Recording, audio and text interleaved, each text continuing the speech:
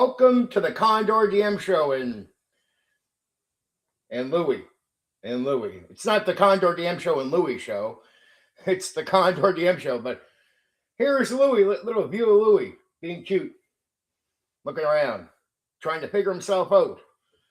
Tonight we're going to do Ghostbusters, little comedy and energy and everything else. And I don't know. This is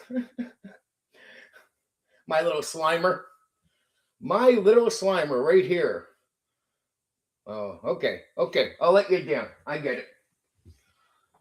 All right. Here we are.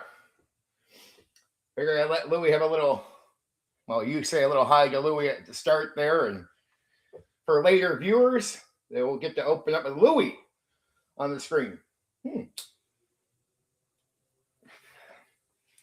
Tonight, I'm covering the Ghostbusters RPG, an old school tabletop role-playing game from the 80s based on the Ghostbusters. Really a good game. Introduced the D6 system, which I'll explain shortly when there's more people around to hear this detail. Stick around, you'll hear about it. You'll hear about it, I promise. It introduced the D6 system, the same one the Star Wars game used later. It was good. So who are you going to call? Well, you know. Well, hey, right now you're calling me. I'm here. We're going to bust some ghosts tonight, baby. I promise. Fast cinematic game. Oh, yeah. Louis, he's cleaning his paw right now, so he's definitely very happy. Yes, welcome there, Craig. Tonight's going to be fun, I promise you. So the Ghostbusters, introduced the D6 system. Really easy system. Handful of dice. You roll, and you're trying to beat a target number. Higher means you got it, baby. And then there's an extra dice called the Ghost Die. It's an interesting little mechanic. If you roll a 6, it's a benefit. If you roll a 1, it's a negative. There's no charts. The game master is free to decide how that applies. But the idea is to make sure it applies to the scene or to the situation. So the benefit would be an actual benefit to the player character. Or if it's a negative on the 1, it's something to the scene or related to the ghost, right? It's not just something random, unrelated, just some random. It's to the scene. Maybe somebody shows up, in the worst case scenario. A noise is made that gives, the characters away to the ghost that they're trying to sneak up on. Yeah. So, D6 system, really simple. Same one Star Wars used later. And the Ghost Die. There's your mechanics. It's a loose game. I don't want to say too much beyond that because, it is a loose game. Like many old school games, the mechanics being heavy were never the focus, but there's a reason why. It's not because the games weren't advanced. They were quite advanced. How were they advanced? Well, it came down to skill, talent, and performance. Old school didn't want you worried about a bunch of mechanics most of the time. They wanted you to perform, and that was the real advanced challenge of the game, is to perform and make it good under those conditions. There's a lot of games with heavy mechanics, especially new games, where you're so focused on the mechanics and doing it right, the performance of the person running the game, well, it gets to hide behind that. It doesn't depend on skill. You're allowed to be not that good, right? You just got to get the rules right. You get the rules right, well, who cares if you're not perfect? I get that. It lets anyone run the game to a degree, as long as they get the mechanics. But back in the old school, that wasn't the case. Back in the old school, you had to be good to keep players coming back to your table. So the idea was, if you weren't that good, you should not be at the head of the table. And so the games expected you to be actually good at what you were doing. And if you were good at performing as a game master, that's how you were judged by the player base. And the better performers kept the players coming back. And if you sucked, well, players might not want to keep playing your game, especially if there's better options out there. So that's why the game mechanics were light. It wasn't meant to be a less advanced game. Actually, when you think about it, if performance, skill, and talent are the main thing you're leaning on, not so much mechanics, that's way more advanced, because now you got to depend on the skill, how the game master actually applies a rule when it's loose, especially like it is in the Ghostbusters. That's the point of pointing out the ghost die early to you. It's a D6 system. You roll a handful of 6-sided dice, depending on what it is. It will say roll 2, 3, or 4. And you do that against, you add them all up against a total, a target number. Outside of that, there is that ghost dice. And if that rolls either into a 6 or a 1, okay, that's interesting. 6 is a benefit. It could be to the dice roll. It could be that, it's easier to sneak up on the ghost, right? The ghost is making too much noise to even notice you're there. But that wasn't initially applied, so that benefit from the ghost die is there. But that's completely up to the game master, and he has to apply it right. It's like jumping over to Traveler. Traveler was how the game master reacted to in a lot of ways with the world, depending on your action. So you do something, and the world reacts to you. A good game master that kept your trust, was performing, reacted in a way that made sense to the players. And if you reacted well as a Traveler game master, like you made it realistic, and you were consistent, you earn the trust of players through that. But if the reaction from the world makes no sense, or you're not consistent, you can lose the trust of your players. So that's why I say old school was about performance and not so much worried about the mechanics, because if you have a bunch of mechanics, you can hide behind that. You could be someone who's not good at performing, but hey, at least you knew the rules and you made sure to understand those. But now your skill and talent outside of understanding the rules need not apply. You can be really mediocre at the task of game mastering and hold your players. That's the difference. Old school depends on skill and talent. So anybody with 5e, for example, could run it and get away with it. Back in the old school, you couldn't just be someone who didn't have some talent and run most games and keep players coming back to your table. That's why I personally like the old school, because I'm someone who, I think anybody can perform enough to get players to come back, but it's the pressure. It's the pressure to be good. I like the pressure to be good. Just means you can't be lazy. It can't be half-assed. You are pressured to run the game well. So you're going to have, if your players are going to have a good experience, it's because you're really trying, right?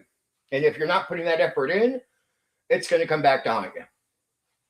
That's all it is. Going to come back to haunt you. Okay, there we go. There we go.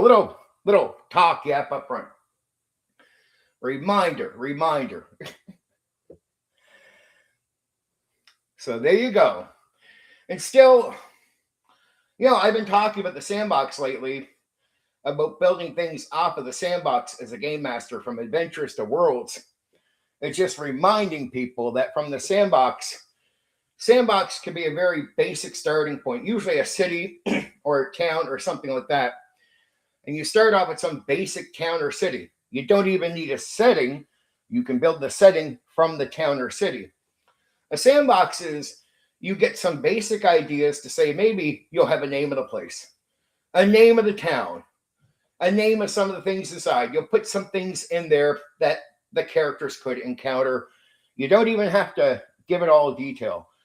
Then you start the game. You let players either go towards little notes and ideas and hooks that you might have, or they go towards whatever they want. And they're going to decide what they want to do. They want to go out, and you're going to make stuff up as you go along too. It's like you'll have some notes. You don't have to draw out a forest away. You can say there's a forest. You could have some notes with names of forest. They want to go there. Okay. Now you got to let them go to the forest. But what happens? It means between sessions, right, on top of whatever you improvise in, you need to start detailing those improvisations out. You improvise, you fill in the gaps, you make stuff up as you go. But what you made up is now something you're working on to make real.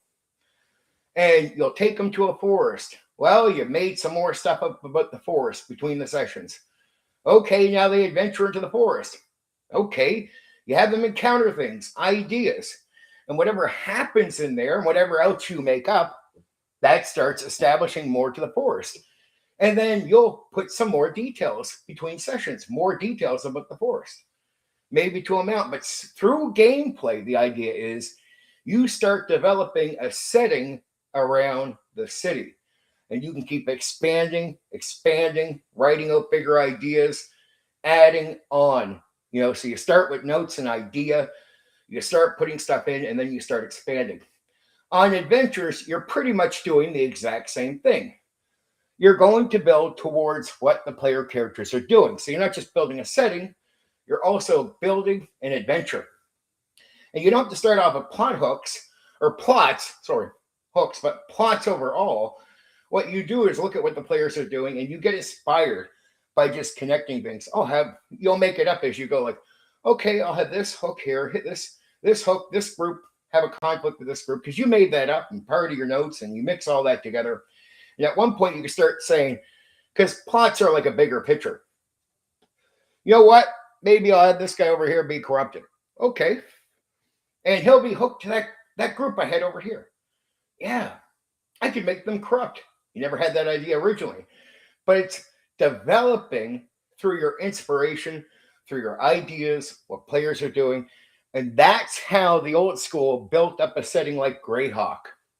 That's how they built their modules.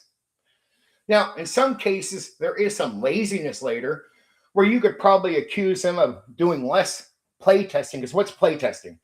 Really, it's going into the sandbox, doing what I said, and building things up over time. And over time, you develop a setting from a city. You develop adventures from a city. And you can do all that on your own from a basic starting point. And once you know, you can start with a very basic starting point. You realize you don't have to pre-make the entire adventure, right? You don't have to pre-make an entire setting. My Skullhorn setting that I've used for decades now, from second edition to my own Neo TTRPG system, that was started with a city, with some ideas. I did the exact sandbox thing. It took me decades, but over decades, I built an entire setting off a small starting point. Easy, not hard, right? It's the reason I skipped modules, because I realized what a sandbox was. So I never ran a module for D&D. I never felt the need. Once you know how to do the sandbox and you're comfortable with it, you just do that, because I want to see what my players are going to do. I want to build off what the players want to do, right? And that experience developing adventures for the players from their own actions, that filled the need. I never had to repeat an adventure. Good evening, Philo. And that's another great thing. When you do from the sandbox, you never have to repeat an adventure. Like, there's modules out there where if guys don't know how to do their own adventure from a sandbox, they have to run that module 20 times. Who are you going to call? That's what I said coming in. Who are you going to call, baby? Me. You're going to call me for some ghost busting, which is what we're going to do tonight. Bust some ghosts and have some fun. Now that you're here, Philo, I'll tell you something about, I was telling Craig. So Ghostbusters is where the D6 system starts that Star Wars later uses. You might have heard of it. I know you're into some old-time games. You probably have. So I'll give you the basic rundown on what it is. It's like if you're using a skill or attacking or something like that. It will call for so many D6s, like, 3 Ds, right? So you roll 3 D6s, for example, and you roll against the target number. Obviously, you're trying to roll for more. But the Ghostbuster game did something interesting. It had a ghost die that you'd roll 2. And if you rolled a 6 or a 1, well, the 6 would be beneficial. 1 would be a complication. So what does that mean? And there's no charts or tables that you have to follow. So it's not like Rollmaster in that way. It is sort of make it up as you go Game Master gimmick. If it's a benefit, it could be a benefit to the dice roll. It could be a benefit to the scene, like the ghost was harder to sneak up on, but there's something that causes the ghost to focus away from you. So it's a little easier. Maybe the target number is going to come down, whatever, to sneak up on the ghost. And the benefit or the negative has to align with the scene and the ghost, not just be purely random. So, for example, the outcome has to line up with what the situation or the ghost. If it's a negative on the one, it would mean like, say you're in a library, like the books fall off the shelf and make noise, which gets the attention from the ghost, maybe catching the characters. Or somebody shows up unexpectedly, walks in like, oh man, not the time for that to be happening, right? So a complication will show up based on the one. It could possibly be a negative on the dice roll, but really, most likely, just more of a complication in the scene. And that was called the ghost die. That was to bring something either beneficial or complicated into the scene when you were doing your D6's roll. You roll that, and that's a different colored dice, right? And that was called a ghost die. And the game master could just, like, under that type of rhythm, could just make it up.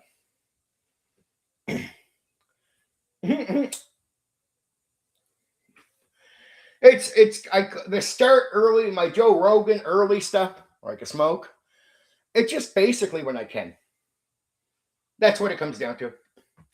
When I can start early, I'll start early. That's it. But I still try to run the actual rundowns, do the proper coverage at 8 o'clock. So the coverage starts at 8 Black Rose. But if I can get some time in with you guys, why not? I like talking to my people. So, I mean, sometimes it might only be a half an hour early. But if I can get an hour early in, I'll start an hour early. In some cases, some guys can't stay up too late. So in some cases, if I could start around 6, I might, right? Just because I know some guys can stop in and say hi and, shoot the crap for a minute, right? We get extra time. And if I can give extra time, I give you guys extra time. That's the way I've been looking at it now, right? Not trying to worry about it, just knowing I'm going to do the rundown on time. So it's going to happen at 8 o'clock properly, right? So on the live stream, if people just are late right now, it's not really late. If you showed up 5 minutes before 8, good. You're going to be here for the rundown. That's the idea, right? And now that you're here, first off, before I let them go, you guys say hi. Say hi, Louie. There he is. Louie. Like the Louie Show. Condor DM with Louie. He's my Slimer tonight, right? Hey, Slimer. You're going.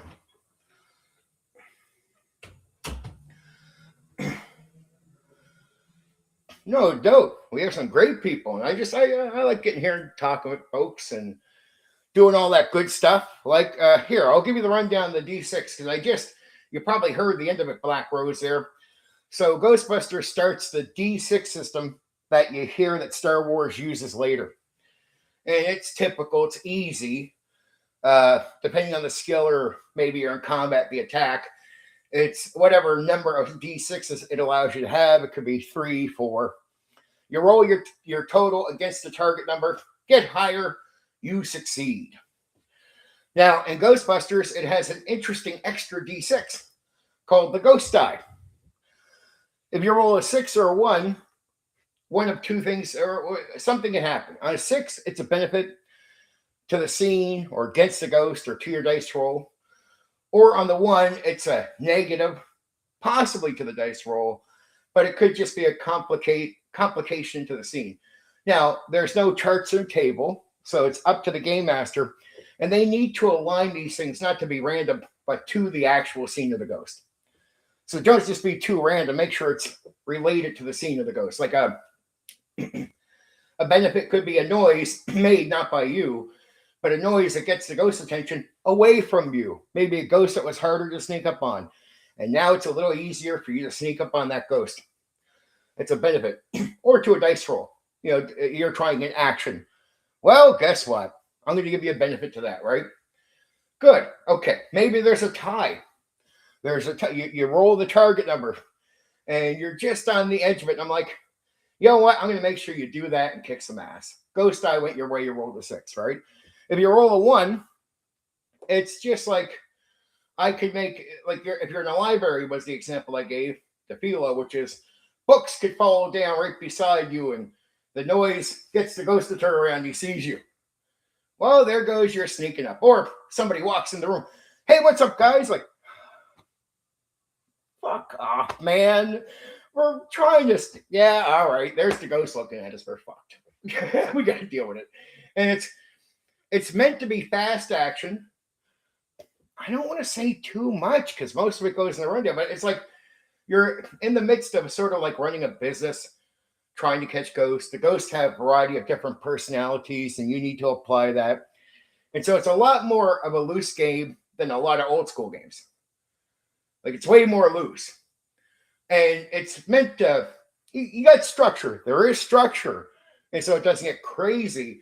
But you need energetic players. You need players that are going to buy into putting energy in. The game just doesn't just make you energize. So you gotta bring that with you. And it says banter is good. So you're making casual characters, and banter between characters is something not pushed aside like it's junk food. It's like, no, it's good for this game.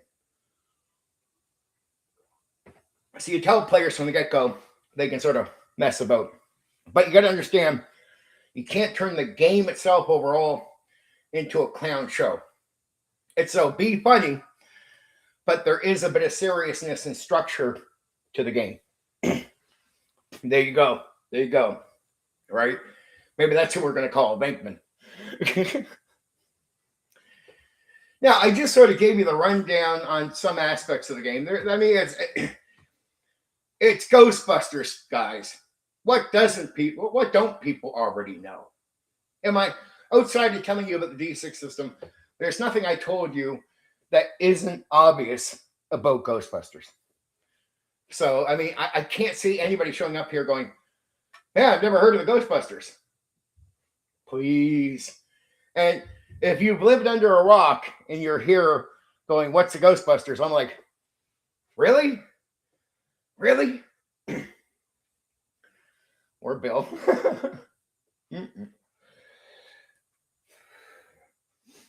It's a mix. It's a mixed game with characters. You'll like the D6 system.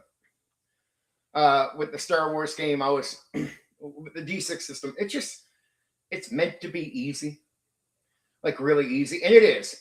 Think about it. Just roll, add them up, try to beat a target number. Pretty straightforward. So when I say easy.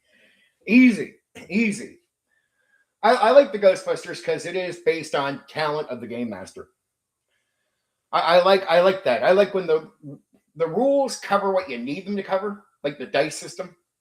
But the game really says, well, go ahead, dude. You know the structure. We leave it in your hands. Right? Gives you some ideas, but it's like, it's left to you. Pacing is important. Like, this is a game where the rules are so light that for you to have a good session, what does that mean? It means you really got to get a system down to make it fun. You got to know where to start. So my advice for how to run is going to be good.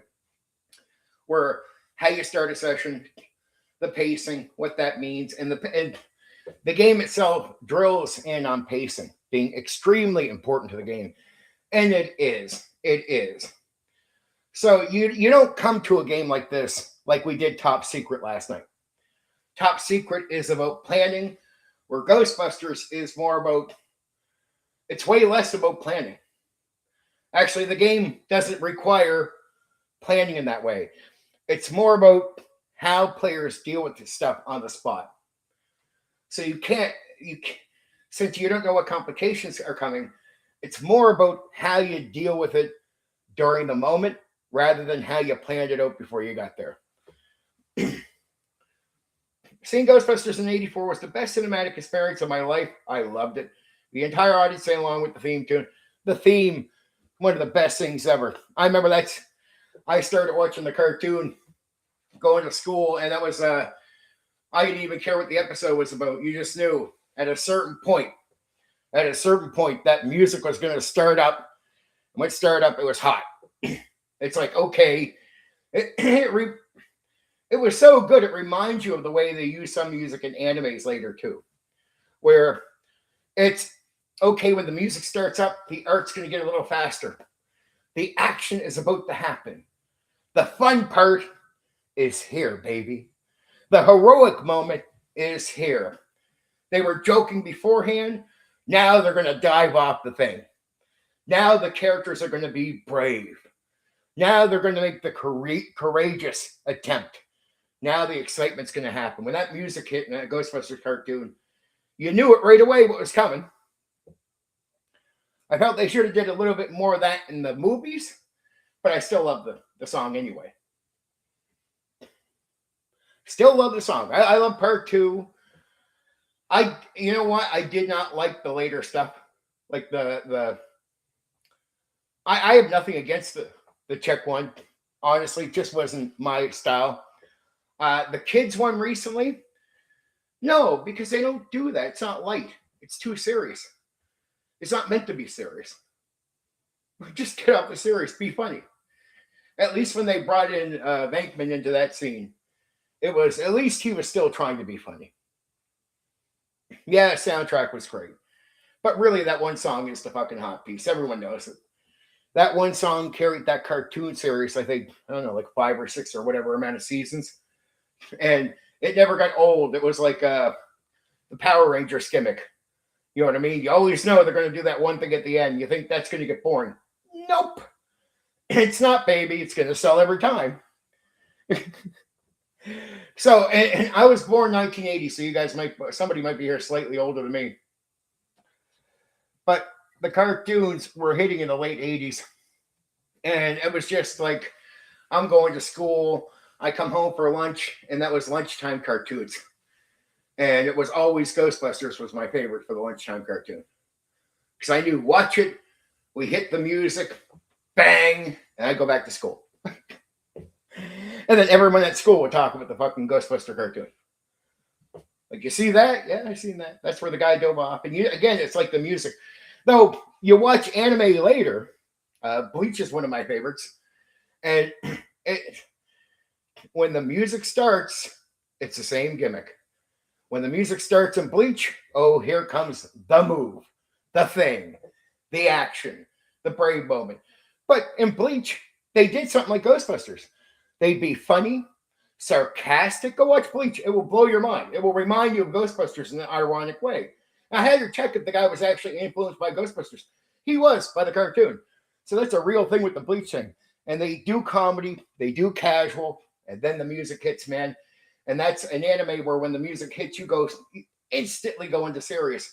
When you watch Ghostbusters cartoon, I loved it. It'd be funny. It'd be even a joke right up until the music was going to hit. But when that music went, it was, okay, even the funny guy is going to go jump into the brave thing. Now it's on, baby. And they could just turn it. I love how they could just turn serious in a moment. And it worked. Like you went from ha-ha to, oh, shit, here we go. I love Inspector Gadget, just for good funny. Inspector Gadget was just good funny. It was funny in the right way. Funny in the right way. He was good sarcastic, right? And he was good at, he was the greatest ignorant inspector ever. Ignorance mixed with a little bit of intelligence. Like he sort of knows what he's doing, but not really, but he's going to get lucky. And he's going to have his backup. The girl, the dog, they're going to come in and save his ass. Oops, the thing isn't working. But they're there. I'm good. And then he looks like a champion at the end. All the time. The girl did it, the dog did it, but Inspector Gadget got you. The movie didn't play that off as well. They should have. They tried to make him into a champion too much in the movie when they did that movie thing. I liked it a bit, but it was like, he's not really meant to be the winner in that way. He's meant to get lucky. Like, lucky. Just pure lucky.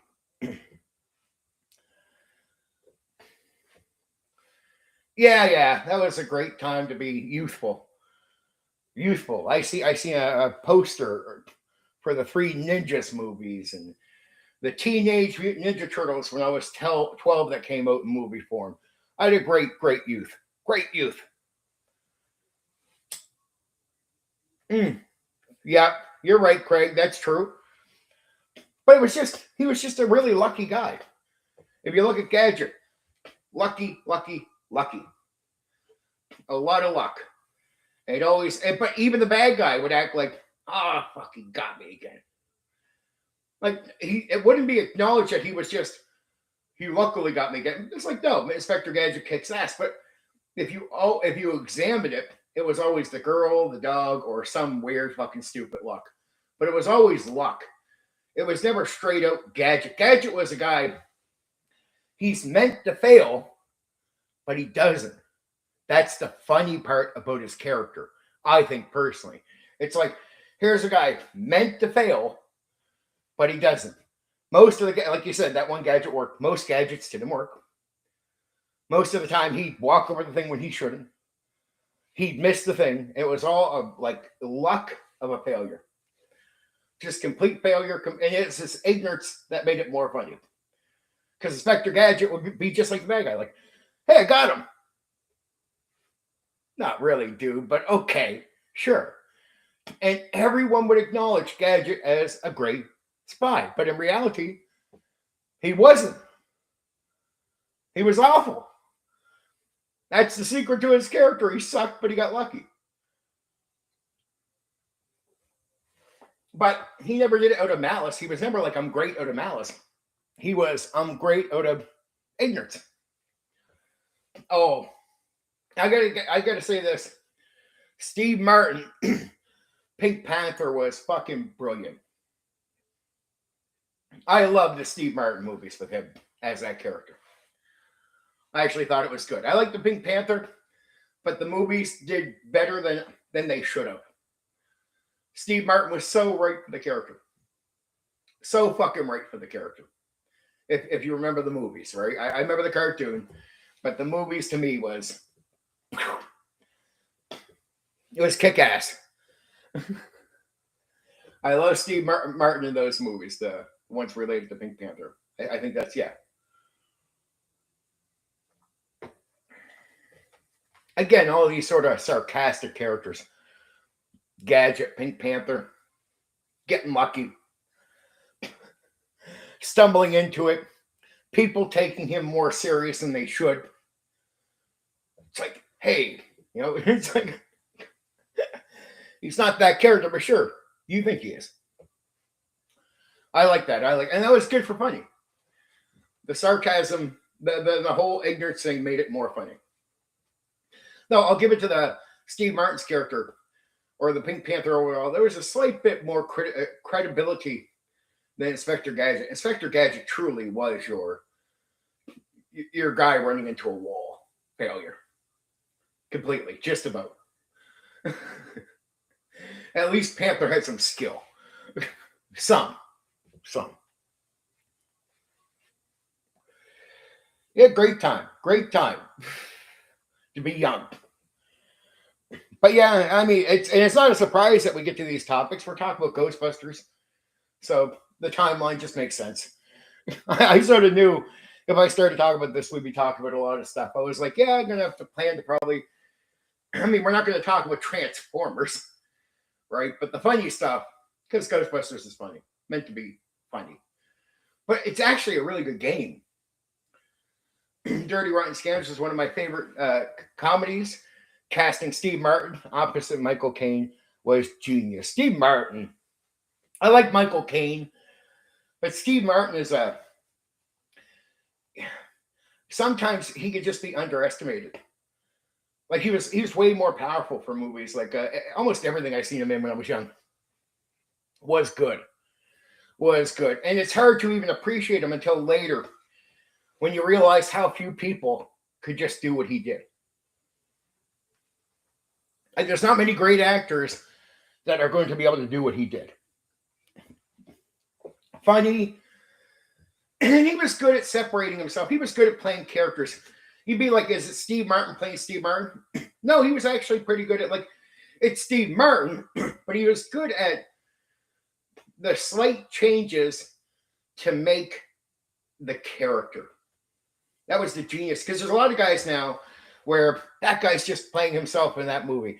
That guy's just playing himself in this TV show or whatever. Like it's just a continuation of the guy doing the same character.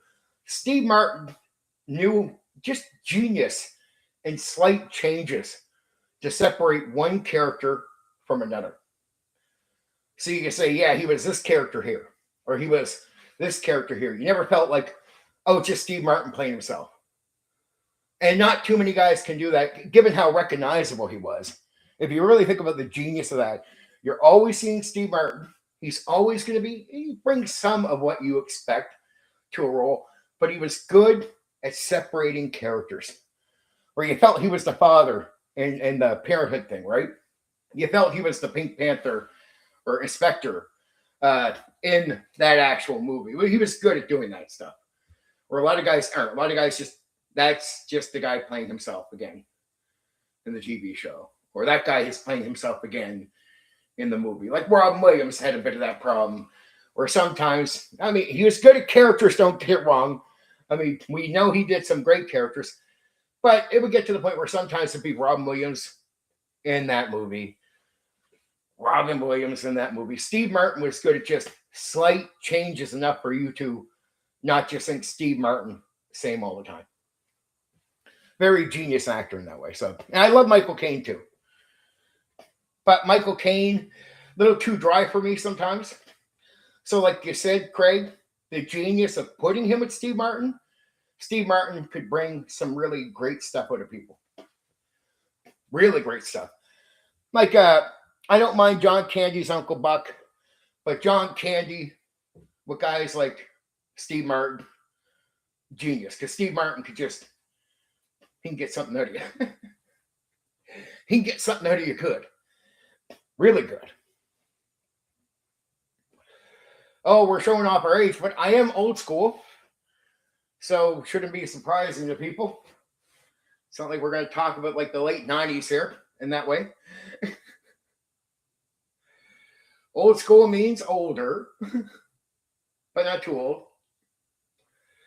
It's funny. I watch more of that stuff than some of the nerd stuff. Like it took me a while to finally dig into Star Trek, but I give it The Next Generation and Deep Space Nine. Took a long time though. Never did Star Wars. But I did comedies, Ghostbusters, the shows, Saturday Night Live, Dan Aykroyd with Bill Murray, both appeared. Yeah. That was back when Saturday Night Live was good, with good actors. The quality of Saturday Night Live took a drastic dip after that. But where it was for a period of time, man, it created some aces. It tried to create some aces later, but they just never lived up to Bill Murray, Aykroyd. I think those guys were fucking geniuses. Bill Murray was a fucking genius. Dan Aykroyd, okay, not bad.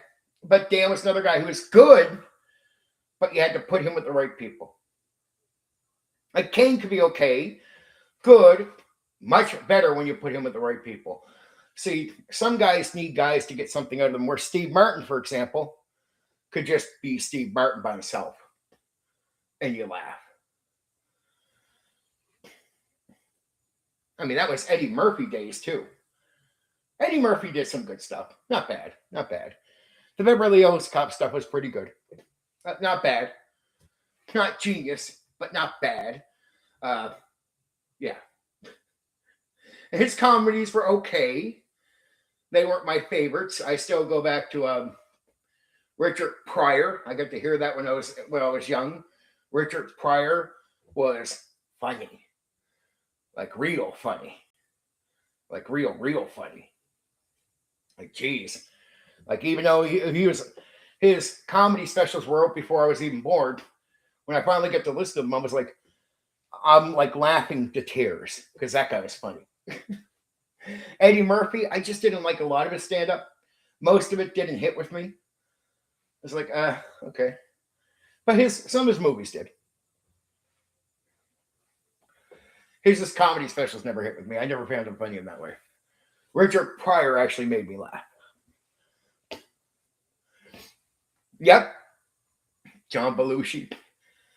Another guy where if you put him with the right people, some guys were just better. I think Steve Martin is probably one of the fucking best. There's a Canadian actor that disappeared after a while, and I thought he was pretty funny. And if you look back, I just forget his name right off the top of my head, but he did Honey, I Shrunk the Kids. He was not like a big stature actor, but man, that guy was funny. Funny the right way. I just forget his name. But the guy made a lot of money, and he did Spaceballs. In Spaceballs, his version of Vader is honestly funny. And here's the funny thing. I only watch clips of Star Wars, but I watched the entire Spaceballs movie. Like when that came out, like the main one, right? Rick Moranis, yes, Canadian. He did Canadian TV for quite a few years. Was really, really funny. Did the Spaceballs thing and then did Honey, I Shrunk the Kids. And made shitloads of money with Honey, I Shrunk the Kids. And then his wife got sick and stuff like that. And he decided not to be public. I mean, completely disappear. Vanished off the radar for a good long time. I remember watching a guy who was going to do a special on him, do a few interviews leading up to a special. And then out of nowhere, Rick Moranis comes back onto the scene, does interviews. And he's like, there goes my special.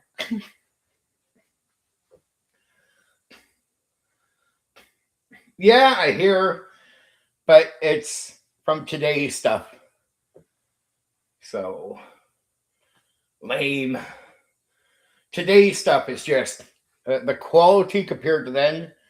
It's not even worth watching. Not even worth watching. I wouldn't even check it out, to be honest, because I just know what they're going to do. It's not that they're going to bother putting stuff in there I don't want. It's just quality. I know it will be crap. It's like complete crap. I don't like the quality of stuff today. I don't think they understand funny. I don't think they get anything. It would be darker, and the tone I won't like. And even when they try to be funny, the way they try to be funny, it's just not funny. Like there's a lightness to the funny that makes old funny. And if you don't bring that, it's gone. Right? If you're a little bit too serious, too dark, and then you're funny, most of it doesn't work. Most of it. Not too big of a fan. So I don't think they'll hit that way. I think they're going to fail.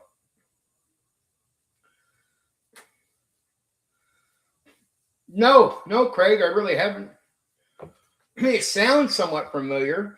And I bet you I might have seen stuff from it, but I can't remember. It doesn't ring a bell right off. No.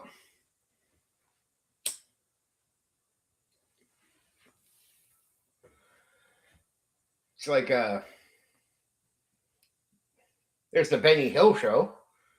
That was funny. And I like that. That's funny. As much as I skip nerd stuff, there's a lot of British, what I call sitcoms, like half-hour shows that I loved growing up. I got addicted to them.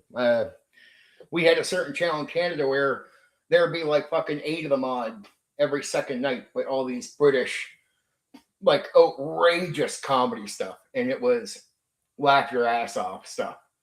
Right? Just laugh your ass off stuff. Stuff that was so goofy and stupid, but it was awesome. It was just fucking funny. Like really funny.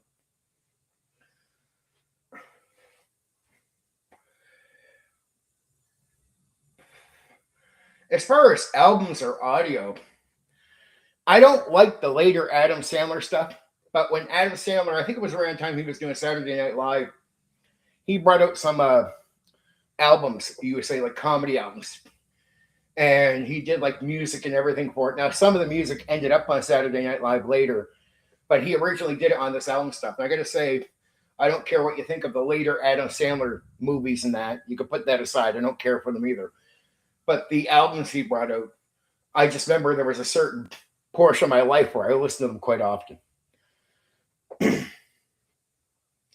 Faulty Towers. I don't know if you're saying that's the name of them, but I don't remember the names of any of that stuff. Oh, you're talking about like a TV show? I can't remember the names of the shows, to be honest. I just got to be real with you. I just remember watching them every night. It was sort of weird because it was on what they call youth TV, which is, you would think they wouldn't put these shows on youth TV, but these would be the after hour shows. And I'd be up late for various reasons, a little later, and I'd watch them. It was really funny. Happy Gilmore and Little Nicky, though. No, I didn't like Happy Gilmore or Little Nicky. I thought they were boring. I just liked the Adam Sandler albums he did around the time he was doing Saturday Night Live, and he did he did some of the songs and some of the comedy skits on Saturday Night Live, but he did these things, and man, when you listen to the album, it made me laugh my balls off. Yeah, okay, I know what you're talking about now. John Cleese, yep. Okay, yes, Craig, I know that one. Yep. But there was a couple other ones where they were not big names. It wasn't like a John Cleese thing.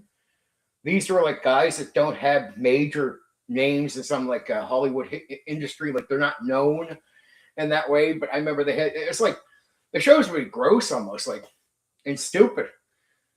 Well, like there was like these two guys. One was bald. One had like dirty, longer hair. I forget the name of the show, but they were outrageous. Like just sort of crazy. Faulty Towers was good. I agree. I know what you're talking about now. I just didn't remember the name till you mentioned John Cleese. And I'm like, oh, clink, clink. They go together. Bottoms.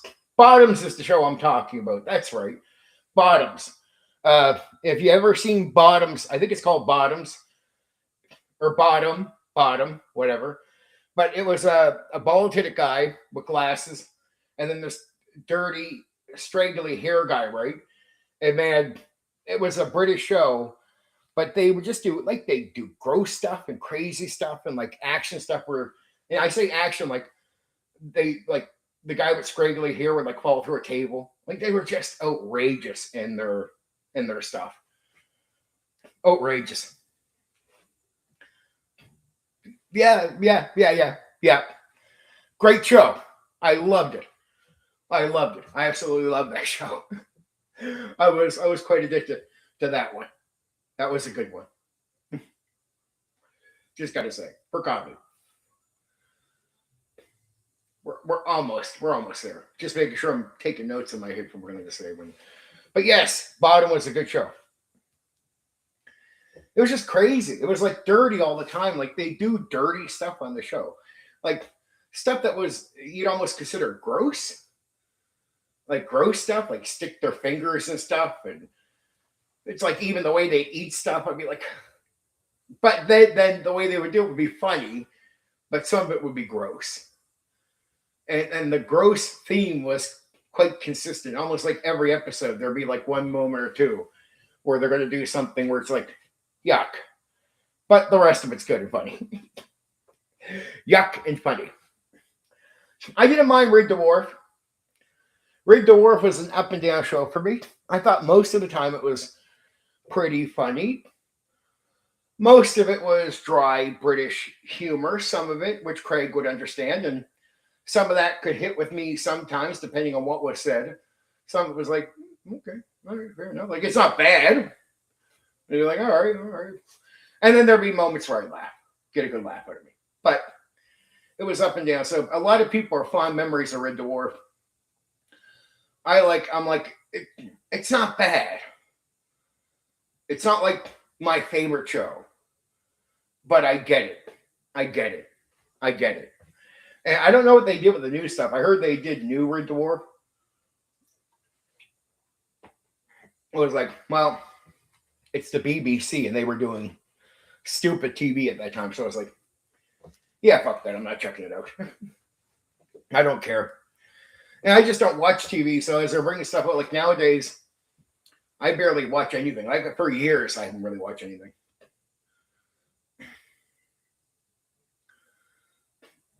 Slapstick humor. That's the way to put it. There you go. That's exactly it. I've probably seen some of the Dangerous Brothers stuff because they would air all this old British stuff all the time. the old British stuff was just funny. And Craig, you know what I'm talking about. I know you do. They had some of the greatest stuff ever. And some of the stuff is just it might be more famous there, I think, than it would be famous just globally. Like Bottom, I mention that to a lot of people and they wouldn't even know what it is. But I'm pretty sure Bottom or those guys would be more famous in the UK. But I gotta say, they were famous with me. Good stuff. Good stuff. And there wasn't like a copy of that in the West. It's like you weren't gonna watch an American show that did that type of slapstick humor. At least I don't remember anyway. I don't think so. Not the same. Not the same. They were allowed to do stuff where it was just like, and because sometimes I think British humor didn't sell as well here for a lot of people, but it sold well for me. I was young when I watched it too, right? Just adaptions. Yep. Yep. I know what you're talking about. Good stuff though. Way better than people expect. But it was stuff that was never on like main time. Like it wasn't like it was airing 8 o'clock at night. And a lot of the British humor was so out there, they would put it on after hours. So like their comedy Bottom is considered offensive. Even then. And it was so offensive, you'd only be able to watch it on like an after hours gimmick. So it'd be considered after hours. That was how they justified putting on some more raunchy shows on TV, right? Because there was a period of time where you're still playing to a little political correctness, right? Western TV was like very picky, unless you were watching on like the movie channel, but mostly picky on what they were showing you. But after hours was their excuse to put on everything. And that's where you get that stuff, right?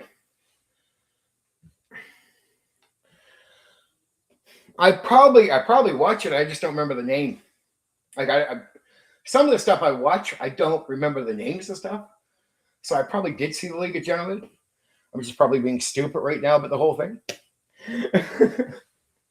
So I don't know. I probably did, but I was just some stuff I never clocked in my mind like other people. Other people could remember the name of the show, the name of the actress, the name of this. I was like, I'd watch, turn it off, go be crazy in life, right? I was always an active human being, always throughout my life. And I wouldn't always clock all the details in for everything I checked out. I mean, unless somebody drilled names at me, and even then, it's like my memory's up and down because I'll be honest with you, Craig. Here's where I'm going to be honest. I did a lot of crazy stuff for periods of time before I straightened my act up. I partied a lot when I was young, did a lot of drugs, right? So even though I can remember things, I was a fucking nutcase. So my memory is nuts here and there.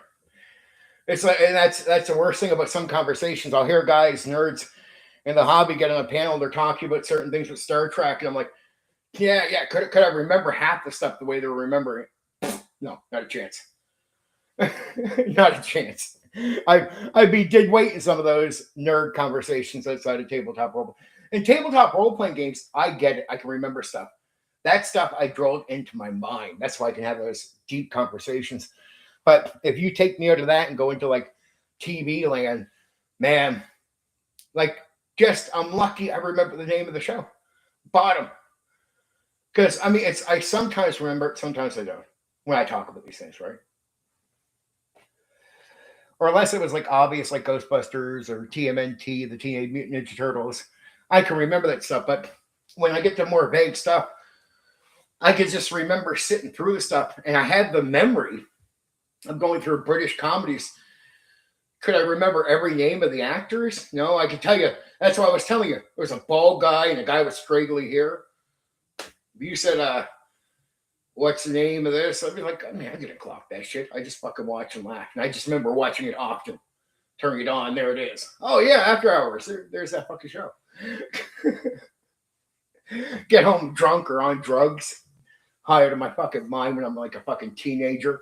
sitting there watching that stuff, just going, yeah. Do like shrooms or acid. Get home, see bottoms on, turn it on. So if you ask me if I clock everything I watch, no, I'm just awful. I did watch a lot of stuff, but I just awful. But I didn't watch as much nerd stuff as some of the nerds around. I just wasn't, in a weird way, outside of tabletop role-playing games, I was more a normie. Like I lived more of a normie. Like I lived a set. Like I go game with people at a gaming club, and then I go hang out with some friends who hated tabletop role-playing games, but were fucking crazy. And I did that consistently. Like I lived in, for a period of time in my life, I lived in two different worlds. I hung out with guys that like to do drugs, go crazy. I straightened myself out at one point, and some of my friends didn't straighten themselves out, but I had a period of time where I'm hanging out with these crazy guys, being a normie, crazy party guy, and then still showing up at the gaming club, like walking in, they're like, hey, Steve, what's up? Are you okay? Yeah, I'm good, dude. You seem really happy. I am. I'm really happy. I won't tell you why. I won't tell you I'm on acid tonight running this game. I don't know how many times I showed up like on shrooms or high off something else, and I'd run a fucking session for like 10 hours. Now, through the session, I'm calming down, but it's at the start of the session, the players have no idea. I'm seeing shit. Like I'm walking in on shrooms like, how you doing? You're going to run the session tonight? Yes, I fucking am. I'm here. Let's go. Right? And they're like, hey, you seem like you're in a really good mood. I am. I'm in a really good mood. Players will never fucking know. I'm high out of my fucking mind on shrooms. I'd sit down and run the fucking session. No problem. Run like fucking 10 hours. High off shrooms, high off acid. Had some other chemicals at one point in my life. I don't want to talk too much. I don't want to say too many things on the stream. Let's just say nose candy, right? At times. Go to the bathroom. Come back out. Hey, guys, let's go. Let's go. But I ran good. Don't get it wrong. And I wasn't always like that for every session. But I could get there sometimes. Lucky me, unlike a lot of other guys I knew that did the partying, I stopped at one point. Every other guy I knew didn't stop. Like, they all went on to have issues. Right? I just didn't keep going with the issues. At one point, I just got my shit together. That's all. That's all that happened. But you got to understand, so for a period of time in my life, I'm not like your typical nerd. Outside of tabletop role-playing games, I'm not watching Star Wars. It took me a long time before I finally straightened my head out and started watching Star Trek. Like, I just didn't, and even my work life, I went and hustled and worked with my hands and did shit like that.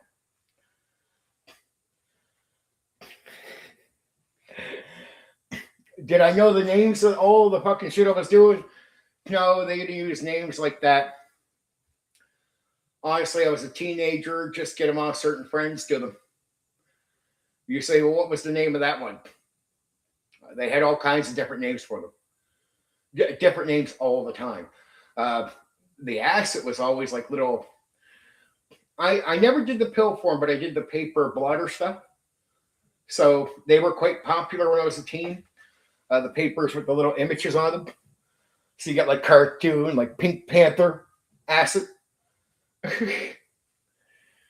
Man, I remember one night I took so much acid going on. I took 3.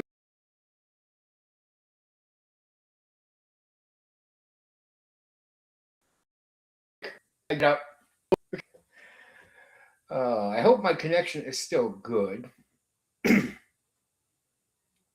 Is my connection still good here? Well, no, could be flaky. Could be flaky.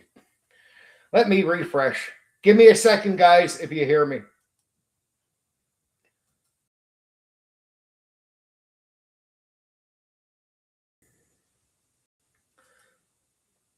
I think I'm at the point of the stream where I'm saying so much, it's getting people weirded out. It tripped for about 2 weeks. I never had anything like that happen, but I've heard of guys having issues like that. I got completely lucky, dude. Well, a few seconds, not bad. We're good. We're good. But yeah, I got really lucky doing the stuff. I did 3 hits one night. And I remember going into the session, and I'm like halfway through. I don't know. I look down, and my shadow starts moving around. It starts talking to me. And I was like, okay, guys, hold on. And the players have no idea. The shadows just talk to me. I go into the bathroom, and I think I'm no longer here in the real world. Oh yeah, that was fucked. I went in, it's like, okay, am I still here? Or is this like what happens when it ends? Because when I got up and I went to the bathroom, I turned around, and I could see myself still sitting at the seat. Turned back around, just ignored that, went to the bathroom. I'm still sitting in the seat. Now, when I came out, I was out of the seat. I don't remember most of what happens after that, but player said it was a great fucking session. The second half was their favorite. I'm like, I remember bits of it. I don't remember the whole thing. Because my shadow starts talking to me. And they don't know. So I'm like, okay, guys, hold on. Sorry. Because we're right in the middle of the scene. I would usually never, I'd hold. And they know this. So they thought that was weird. I get up right in the middle of the thing. Just in the middle of talking to them. Look down for a second. Look back. Hold on. Go to the bathroom. Turn around as I'm going to walk in. See myself looking at myself, smiling. Turn back around. I'm not freaked out. I'm weirded out. I don't look back. Going to the bathroom. I was like, is it over? Is this like the next place? What's going on here? Has it already happened? Would I even know if it happened? How would I know? Came back out. At least the shadow's not talking to me, and I'm no longer sitting at the chair. So I go sit down. And from there, I can remember bits of it. The players thought it was one of the fucking greatest sessions I read, period. That group of players, anyway. Don't remember the second half. Well, I remember it here and there. Most of it, I don't remember. Only lucky is, I kept telling one guy, dude, and I actually did this on purpose, so I remember this part. Dude, you got to take notes for me. Notes. Because he was a guy who liked to take notes for the group. But I said, do me a favor, take some notes for me. He's like, well, okay. Because he knows I usually take my own notes, but I'm like, this dude, tonight you got to do that for me. My brain is focused on this. Could you take some notes about what's happening in the session so I can check them out later? That's like separate notes for me. He did. He actually did. Did a great job too. If it wasn't for him, I wouldn't be able. Like I did so much, I guess, in that second half because I improvised so much, and I'd take his notes and well, at least I got fucking this to be able to work that out. And I was able to get back on track with the whole thing and not lose anything. But he thought that was weird. And he even said the next session is like, do I take notes this time? I was like, no, dude, you're good. I got it. I told him I appreciate it. He saved the whole thing. And I had to confess to him a few weeks later why I had to get him to take the notes. And he was like, fuck, we could not tell at all. We just knew you were fucking energetic, but you're always energetic. I was like, yeah, that's great. I was fucking energetic. I had 3 hits of acid. Energetic. I had done it before on just like 1 or 2 hits. But this stuff was, I forget what they call it, like triple dip. So I took 3 of them. I took 2 at first. But then like a half an hour later, I took another one. I'm like, oh, because I thought I could take 2 and have a good time. Because I would do drugs and go run my session sometimes. I did 2. And I did the other one. I said, fuck it, I got 1 later. I don't have 2 for later. I'll take this now. Fuck it, I'll be fine. What a stupid decision. Well, I guess the way it worked out, it was okay. But I went back, and for the rest of the session, still off and on, I thought I was like, am I still here? Like, even, I guess, through the session, I wasn't sure if I was still in the real world. That's how fucked up my mind was. I thought it was completely gone. But I'm like, well, I guess if I'm gone, one of the things I would love to do is to keep game mastering. I guess I'm allowed to keep doing that even though I'm not here. Well, I'll just play the fantasy. Go ahead. Yeah. But it was fucking great. I guess more for them than me. But I was on, working.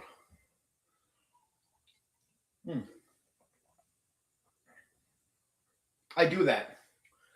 I was an old school game master that just showed up.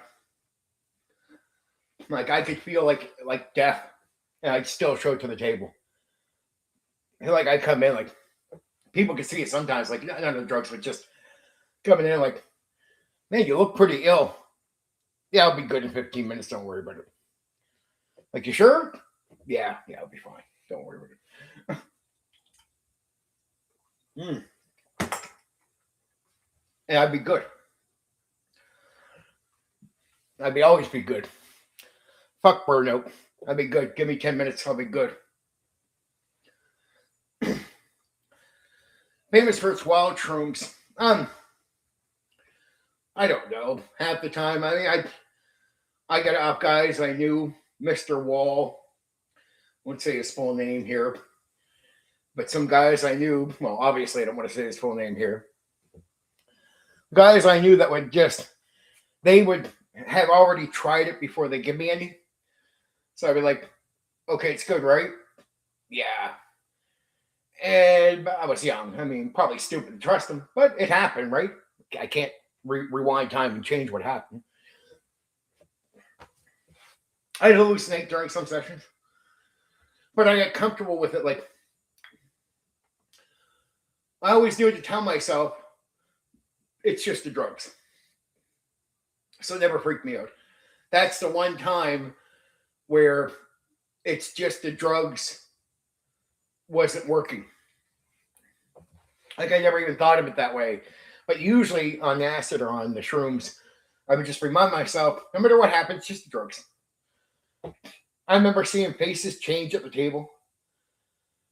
I'd start laughing, and the players would be like, because it's not even a funny moment, the players would be like, what are you laughing about? Like, and I can't say, you guys see what I see, because I can't see what I see. I'm on the fucking drugs, right?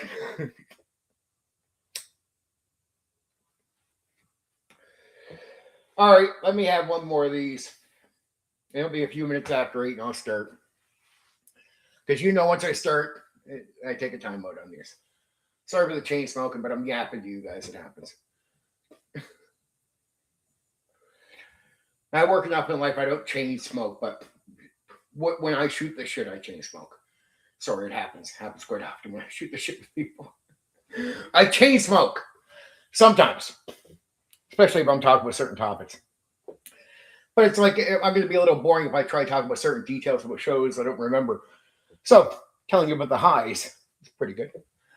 Pretty good time. Most of the time, I just like, it's just weed.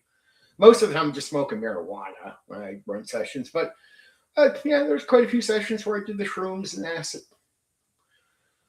And the nose candy stuff. But it was always, I never do too much that would fuck me up, except for the reason that story sticks out to me, that was too much. Right? Like, I'd see stuff on shrooms, never seen stuff on the nose candy shit. Just really picked me up. Come up, woo! Man, you seem like you're ready to go. I am. Let's go. It was because, remember, old school was about performance too. So, I don't know. I get the high and go and perform. Perform. Now, I can still do that. I just do it without the drugs, right? Though, sometimes these help. I quit smoking weed. I'm still running my sessions fine. The guys say it's all full of energy. I'm like, yeah, but I mean, they can tell that I'm not like buzzed off of weed when I'm running. But they don't say it's any better. They just say it's still just as good. We just notice you're more awake, or you're more this, or you're more that. I'm like, is it better? Like, was I doing bad with the weed? Like, no, you're doing fine. It's like, okay. But I mean, I asked him, to be honest. They just said, honestly, we can't really tell the difference in experience. Like, basically what they told me is I can lie to them. I could walk in right now and just say, after I can go smoke weed as far as they're concerned, and tell them I'm not smoking weed, and they wouldn't be able to tell anyway. That was it. When I was younger, the guys, I was playing with some young, some older guys, but even the older guys would never fucking pick. I was so energetic all the time that I'd walk in and nobody would ever fucking know. I mean, even some really intelligent guys that were older wouldn't know. I mean, sincerely would not know. They would really not know. I come in high out of my fucking goof mind, but they were like, oh, there's fucking Steven. He's fucking pumped tonight for his game. They just thought I got pumped up for gaming. In a way, I did. So when I wasn't on the stuff, I'd still be pumped up because I love the fucking Game Master more than people know. I tell people I'm a machine when I was young, and I gamed to game. You had to be there to watch me just fucking invest all my free time into gaming. I would just show up to places and just fucking run forever. I'd run for days if I had like a week or so off, or during the summer. And I'd be like passing out at the table, like after so many days, like, oh, okay, Steven's sleeping. we're going to let him have a nap. I remember waking up feeling so bad, like, what happened? Because my players just knew I put so much into it. They never hold it against me. Not one time did I get people curse me out for fucking passing out at the table after so long, right? So when I tell people I ran a lot of sessions, they just don't realize I immersed myself in gaming. Like, it was part of my life completely. I did so much of it that when I tell people the numbers, they're like, oh, it gotta be bullshit. I'm like, no, dude, it's not. I really did. I did a lot. I did a lot more than people could ever imagine, right? Like a surreal amount of gaming. But I could just do that, run around, go do a party, run back, do sessions, show up with hangovers, and guys wouldn't even know I have a hangover. Like, hey, I'm here. Dude, you okay? I'll be good. Let's go. 5-10 minutes, I'll be in, more fun. And that was always my rhythm. If I ever felt bad or felt a little off or had a hangover, 10-15 minutes into a gaming session, it would just all go away. Because once I started game mastering, it was like a machine. I'd just be in. Be like, go, okay, all right, now I'm in. Now you're not going to notice anything. So for the rest of the session, it'd be good. And I end one session, start another one with another group. Okay, you guys, your turn. We're starting this one over here. And people were surprised that I could change from campaign to campaign and remember things pretty well. That was another thing. I'd switch over different groups. Sometimes I could do like 3 groups in a day. Do the earlier session. The guys would show up about an hour before. They know I'm already running for this group. And they're going to come in. Sometimes guys would do crossovers. Odd times I would have guys like, well, he stays at the table because he's in the next group anyway. Very rarely, because usually I had so many players trying to sign up that my different campaigns meant I would just have new, like all different players for the next game, right? And then I'd have players on the wait list, as I called it, right? Like if one player drops out, that guy, like all these guys want to get in, right? And I would just fuck around. I would tell people like, I mean, I don't. Some people caught me doing this, where I'd be like, "Yeah, man, somebody drops out, I'll let you in for sure." And I'd be talking to another guy. Well, somebody drops out, and it's like, "Well, Steven, you points to catch me like, you can't have us both come in and replace the one." It's like, yeah, okay, I need to shut my fucking mouth. Yes. It just we'll see who fits, and that's the way I would choose. If I had a certain group, I get used to the new group. I knew the players on the side, so I'd be like, well, who fits with these guys? And that's really what it came down to. And I could never predict what the new group was going to be like or what the new game was going to be like, and then who would on the waiting list fit into that group, right? So it'd be like, well, let's see, I have to learn. And that was it. That was crazy times. That was crazy times. Crazy good times, though. Crazy good times. Oof. Online, it's a bit different, though, you know, with the reputation with a certain group of people. In life, if I go down to these gaming guys that all know me, I'm like, I'm up here, right? But I'm here, I'm down here. And that's a little weird because I'm still like respectable. Like in real life, I guess go to certain places where people still put me way up here. As far as they treat me like a fucking king when I walk through the door, and everyone asks for my advice, and I'm taken deadly serious. Where on here, because some people just have issues with me, it's I'm just not treated the same. But I know my shit. It's like, so you get the confident personality because I've been the sort of top dog in certain things. That's why guys putting me down online doesn't bother me too much. It doesn't piss me out. That's why I'm still like a very confident guy on here. But that confidence comes from just sort of being really high up in a hierarchy in the gaming community for decades, right? So now it's still there. So even though guys will be like, oh, he's a fucking idiot, I'm like, I go down to this gaming group and they're all like, hey, fucking, there's the champ. It's like, and they treat me like I know everything. Like Steven knows everything. If you need advice, talk to Steven. If your game's flopping, talk to Steven. And when the guys talk to me, they always get the advice they need. So not to brag, but I come through. Like 100% of the time I come through. If you have an issue with your game, I can even help with your players, everything. Okay. But there we are. Thanks for the overtime. Let's start the coverage of Ghostbusters, the tabletop role-playing game. Influences and birth of the game. The old Ghostbusters RPG was designed very differently from many RPGs of its era. By the mid-1980s, a large amount of tabletop RPG design still leaned heavily towards simulation, tactical procedure, mechanical detail, war game influenced structure.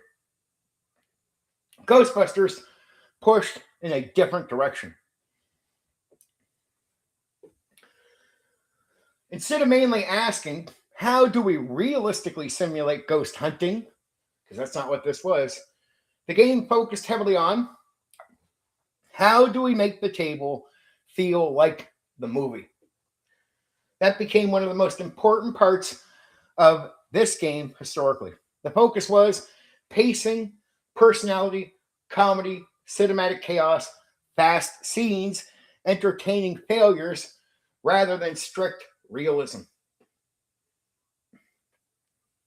Remember, this is a fluff. So take the fluff in for what it is. Let me cover some background fluff. We'll get into the good gaming stuff hereafter. I always have to give people the heads up. We're just going to fluff. I'm a little colorful on the fluff, right?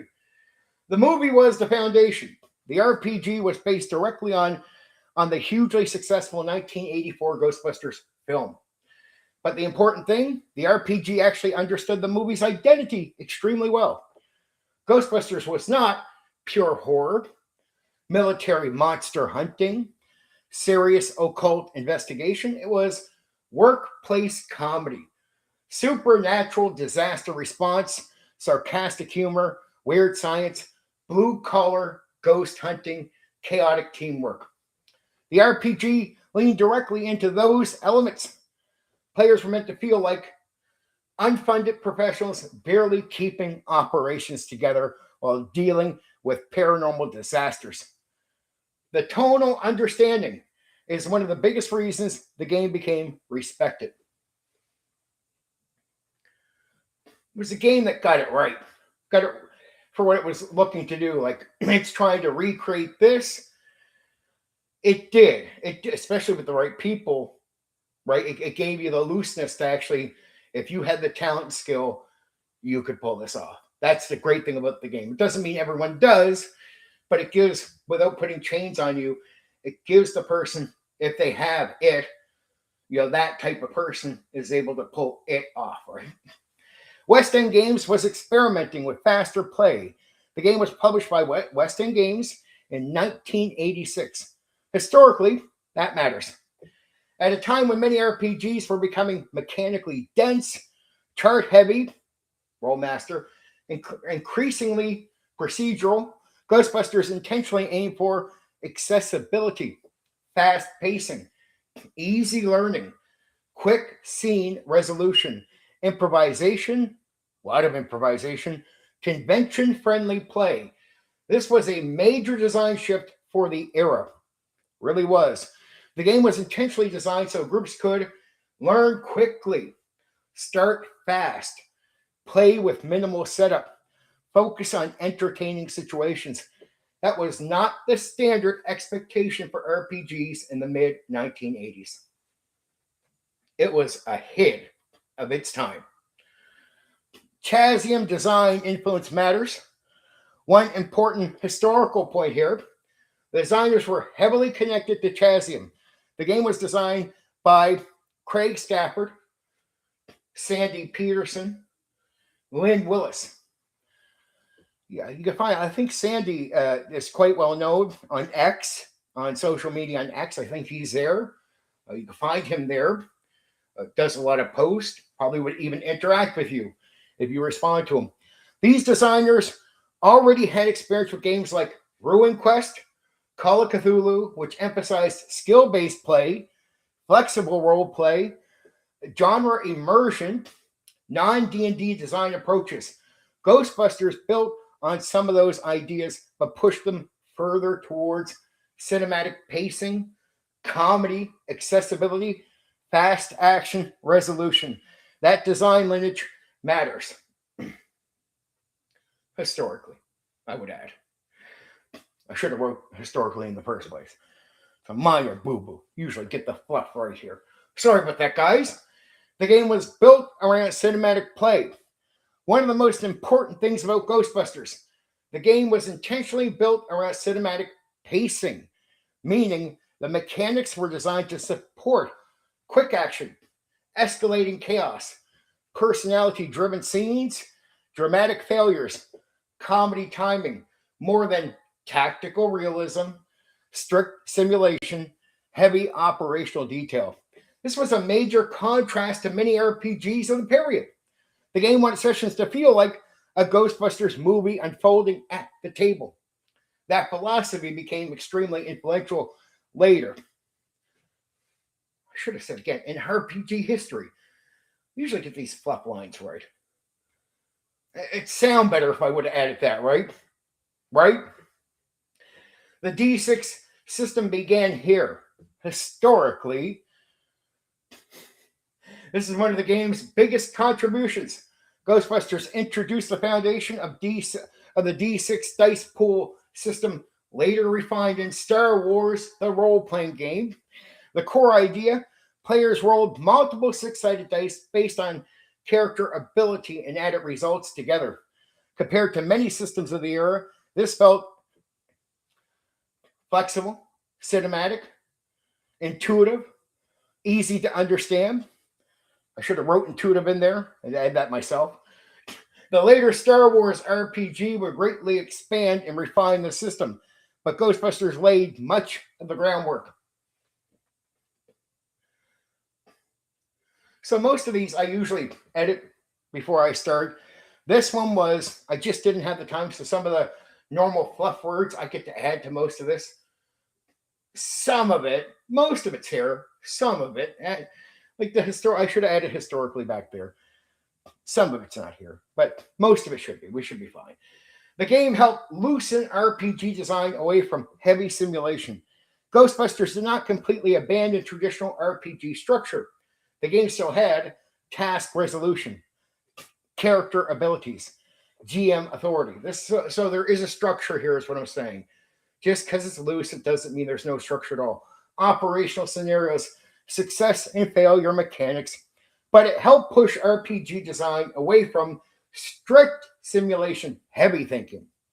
The emphasis moved towards pacing, atmosphere, player personality, entertaining scenes, cinematic moments, all loose, but understand with the lightness, it means it comes down to performance.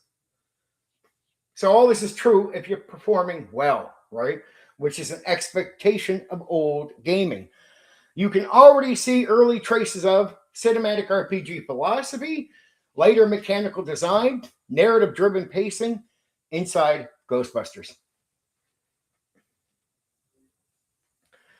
And I'll bring this up again later, but I'll mention here, failure was expected, not just allowed. This is one of the most important design ideas in the game. Many older RPGs treated failure mainly as punishment, dead ends, mission collapse, character death. Ghostbusters expected things to go wrong constantly. Failure often created the fun. The consequences were not the end. They were something to react to. Again, the game is built around expectation. So failure often created the fun. Ghost containment disasters, property destruction, embarrassing public incidents, malfunctioning equipment, accidental chaos, business problems, supernatural escalation. The game understood watching stressed professionals barely survive absurd paranormal situations was part of the entertainment. That philosophy became very influential later. So if you're trying to recreate the movie, the problems Ghostbusters run into is part of that. It's part of the experience. And so if you build something up where failure is always a suffering outcome, you lose it. And it has to become part of the flavor. And the game is a lot less about planning and more about reacting. So it's made to handle the failure in that way. The game was extremely approachable for its era compared to many mid-1980 RPGs. Ghostbusters felt fast, approachable, easy to explain. It really is. Low pressure, beginner friendly. Players did not need massive rule study, complex charts, long character creation, deep mechanical mastery. This helped make it one of the easier RPGs of the era for casual groups and newcomers. Easiest. I should have fixed that with edit. Historically, that accessibility mattered enormously. The box set was part of the experience. The original box set became famous partly because of the presentation. It included franchise paperwork, operational material, equipment cards, handouts, the famous ghost die, which I told you guys about earlier, in-universe documents. The game felt almost like a Ghostbusters business starter kit. That tactical box set style was a major part of old school RPG culture. Licensed RPGs had a weak reputation at the time. This matters. Historically, many licensed RPGs during the era were viewed as, my cat should calm down, were viewed as rushed, shallow, cash grabs, mechanically weak. Ghostbusters surprised many people because it was genuinely clever and innovative as a game. It earned respect beyond the RPG based on the movie. So it was a good game, not just an RPG based on the. That line means not just an RPG based on the movie to sell to you. That helped improve perceptions of licensed RPGs overall. The real historical importance of the game. Old school Ghostbusters matter historically because it helped prove RPGs could successfully focus on cinematic pacing, tone emulation, fast play, entertaining failure, personality-driven gameplay, accessible design, while still creating memorable and exciting tabletop experiences. Its influence spread far beyond just Ghostbusters itself. Think about a lot of the play carried over to other games. So I mean, that's just not just throwaway. Star Wars takes up the D6 system. The Ghost Die was just so good. It was so good. All right, that's the fluff. That's the fluff. All right, fluff is done. That's your background. Again, I think Sandy Peterson is on X. I think that's who a certain guy is. But I mean, I think you can find him on X. He posts quite often. If you really wanted to, you could probably go say hi to him.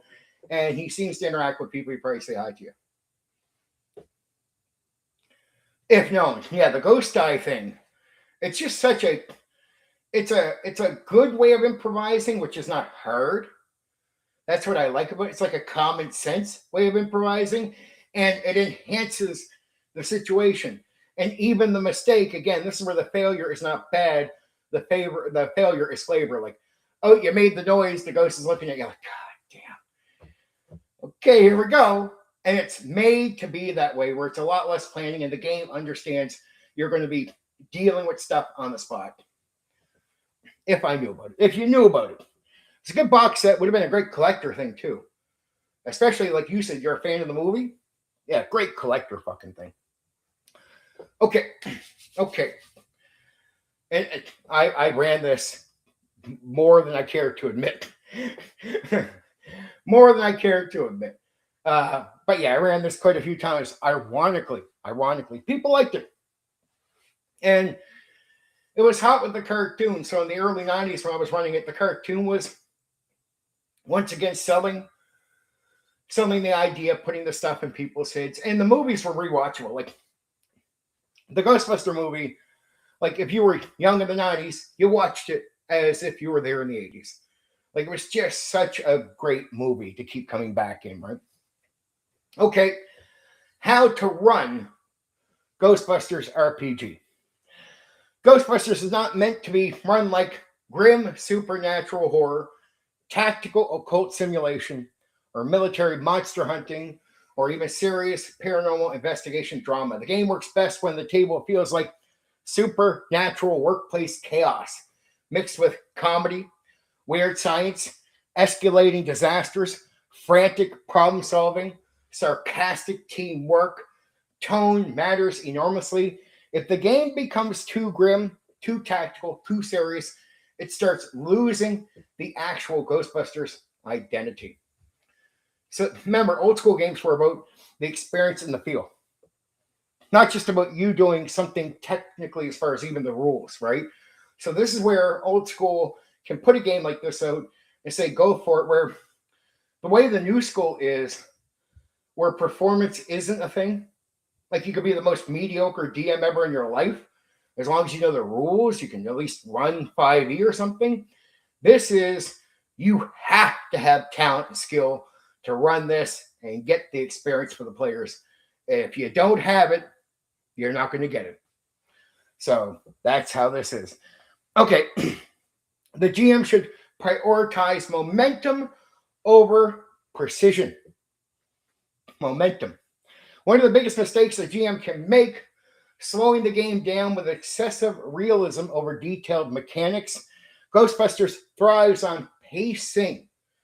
Go, go, go. Let it go. If something gets in the way of it feeling moving and happening, don't let it. Just catch it. Like if you're slowing down for too many rule checks or whatever, well, stop it right there. Just, okay, make some decisions, go real quick. Pacing, escalation, quick reaction, sudden complications, chaotic scenes, comedic timing. The GM should usually prioritize momentum over perfect simulation. Not usually, pretty much all the time. If something would make the scene funnier, more cinematic, more energetic, more memorable, the game often benefits from leaning into it instead of against it. Now, we're back to failure. Failure is expected and usually creates fun, as I already said. Ghostbusters is built around, go get your go. Ghostbusters is built around containment failures, equipment disasters, public embarrassment, damaged property, cross-stream chaos, paranormal escalation, business problems. Failure should rarely mean the session stops. Instead, failure should create bigger problems, new scenes, citywide chaos, supernatural chain reactions, angry clients, media attention, dangerous escalation. Many of the best Ghostbuster moments happen because the operation starts going wrong. Like, okay, this was pretty easy. Oh shit, what happened here? That should be the fun part. And if you're a Ghostbusters fan, it should be way more enjoyed. It should be something you actually expect to happen instead of being opposed to. So people that really understood Ghostbusters coming into this went, okay, here we go. Like they're ready to have fun with it. Like they know that's part of it, right? So you definitely want people that know the stuff, but almost everybody knows Ghostbusters. The characters are competent but overwhelmed. This is important for tone. The Ghostbusters are usually intelligent, skilled, inventive, trained professionals. They are not incompetent fools. The comedy comes from capable people trying to survive bizarre paranormal situations, spiraling beyond control. So it's like they're capable. Man, this is going crazy, right? Even successful teams should often feel stressed, under pressure, exhausted, financially unstable, like they don't always have the money to pay for the thing, one step behind the chaos. That balance matters enormously. Always have them chasing to fix what's going on. Sumerian gods. Ghosts should feel like personalities. This is good. Like, look, if you're good at the role play social stuff, this is where it's going to be important that you bring this as a game master. Really important. Ghosts work best when they feel strange, theatrical, emotional, irrational, memorable, unpredictable, not just enemy to defeat. A ghost might be arrogant, and that could be in the player's favor too. This type of stuff, arrogant, tragic, oh, right, childish. I'm not getting my way. Like, leave me alone. Territorial, sarcastic, lonely, like, furious, attention seeking. Like, hey man, I'm here. Why you guys all run away from me? I'm just here to do a show. Memorable ghost personalities matter more than tactical difficulty.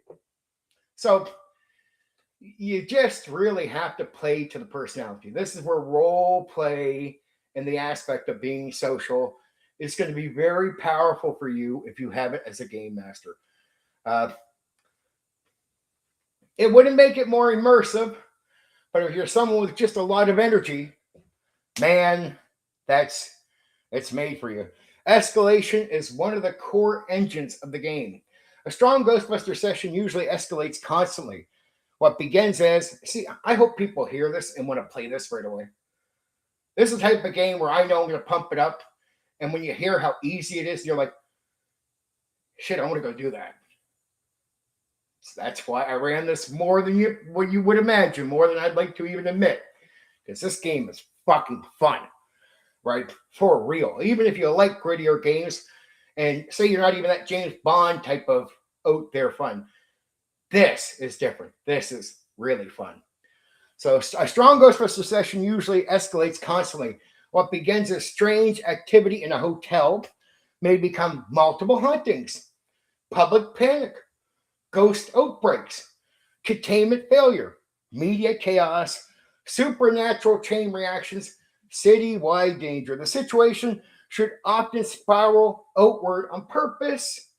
That's getting behind the eight ball, competent characters dealing with madness.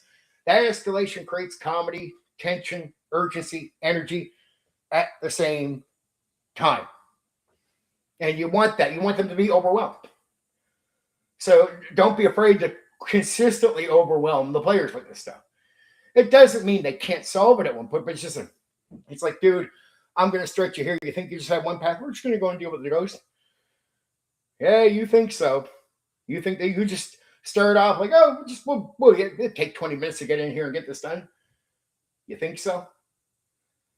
It's like that Black Hawk Down moment, right? 30 minutes in, 30 minutes out.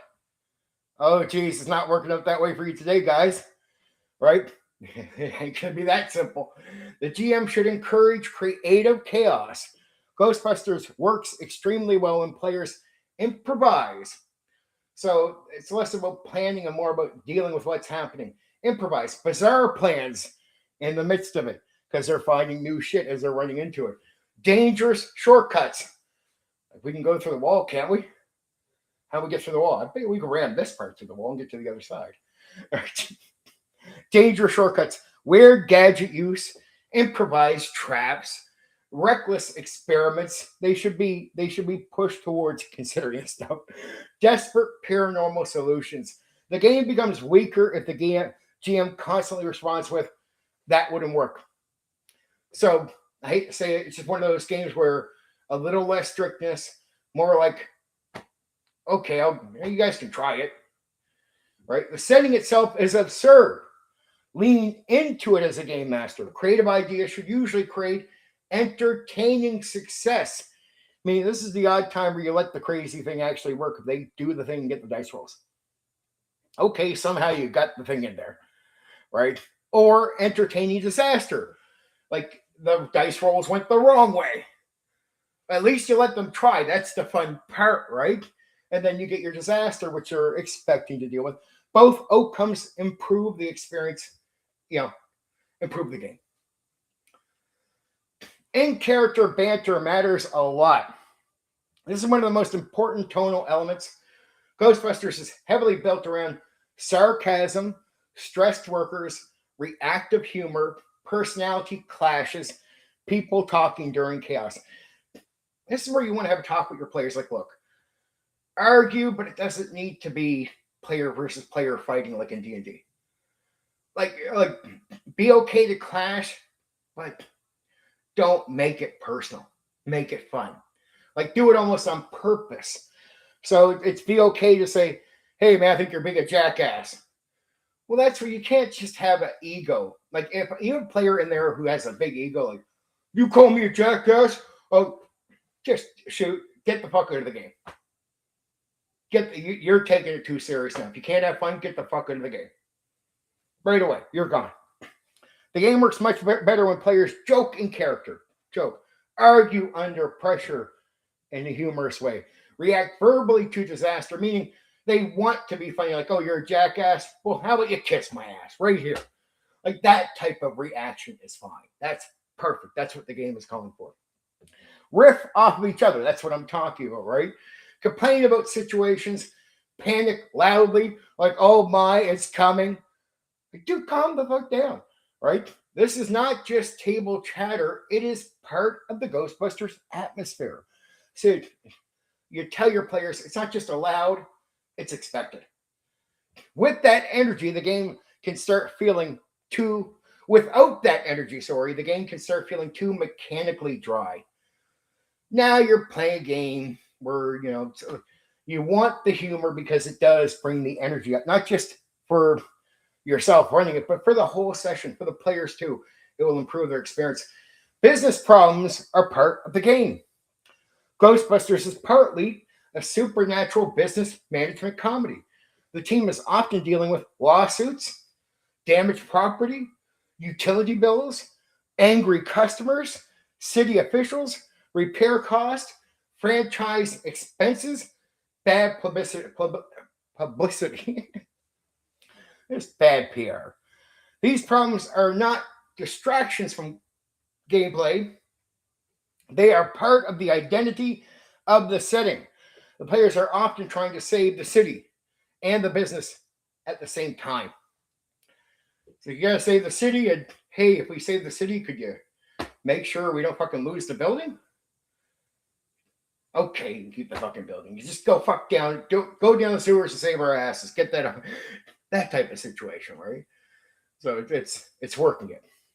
Equipment should feel powerful, but dangerous. Ghostbuster technology is weird science. It should feel experimental, unstable, high energy, barely understood, dangerous under pressure. Proton packs, containment systems, and paranormal equipment should occasionally malfunction, overload, worsen situations.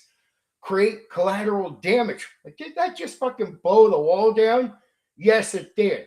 But the equipment should still generally work well enough for players to trust and rely on. So it might blow the wall down, but you still get the ghost with it. Right? Right. Right.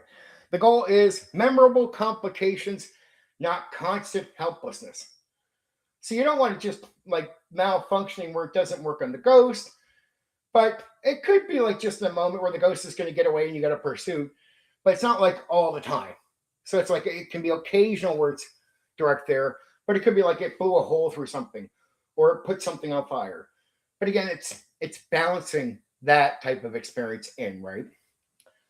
Don't make it too much of a punish or every time it's like, oh, I fail here, I fail here. Jesus Christ, dude. At one point, you got to let him hit the fucking ghost. Combat and ghost capture matter, but chaos matters more. Ghost encounters are absolutely central to the game. Players still spend a huge amount of time confronting ghosts, surviving paranormal attacks, trapping entities, using equipment under pressure. But the game is usually less about tactical combat mastery and more about surviving escalating chaos, improvising solutions, managing disasters, containing supernatural problems. Many memorable scenes come from failed captures, environmental destruction, the wall, panicked reactions, overloaded equipment, public disasters, rather than efficient combat victories. So understand the game is not about you're a kick-ass warrior. No, you're just a guy just fucking trying to get the ghost. Barely. Like, I can't fucking believe we got him. Like, you're not the guy going in like, I kicked all these ghosts' ass. It's just, that's not the game. The game is meant to be challenging in a way where you feel the challenge, the stress, to put you on the edge, have you on your back, and you still get the ghost in the fucking thing. And you're just like, can we squeeze that fucking one out? Right? Barely. The city should feel alive. And I'll get more on that into the setting. The setting becomes much stronger when the city reacts to paranormal events. This includes frightened citizens, ghost rumors, police involvement, media coverage, government pressure, angry customers, growing public panic. The Ghostbusters should feel like public paranormal responders operating inside of a chaotic urban environment. That atmosphere is essential. It's when I say this stuff, like this includes frightened citizens. I'll say it all again. Frightened citizens, ghost rumors, police involvement, media coverage, government pressure, angry customers, growing public panic. And that bit of advice right there is important. Make it happen. Because if you don't have that stuff happening, the players won't feel it. So don't just pan over things. Remember, in old school, creating the experience means you make these things happen. Because if they don't happen, you don't get the feel. That's why they do. That's why, as a game master, this is part of the performing, where a lot of people, either the majority from the old school or the new school, they don't appreciate this part of old school gaming. Why the feel is so important and performing is so important. You miss the minor things that you think don't matter, they fucking matter. That's why I have all these ideas. Like it's like that camp thing where me and Black Rose talked about, like he said, the bunny going across, little minor things of manipulation. Minor things create an experience. Minor things get players thinking. These type of things are that. It can seem like minor stuff to you in many ways, but if you pan over it, something's lost. The GM should constantly apply pressure. Old school pressures. Good Ghostbuster sessions usually involve multiple pressures at once. Ghost escaping, equipment strain. So you don't need big plots.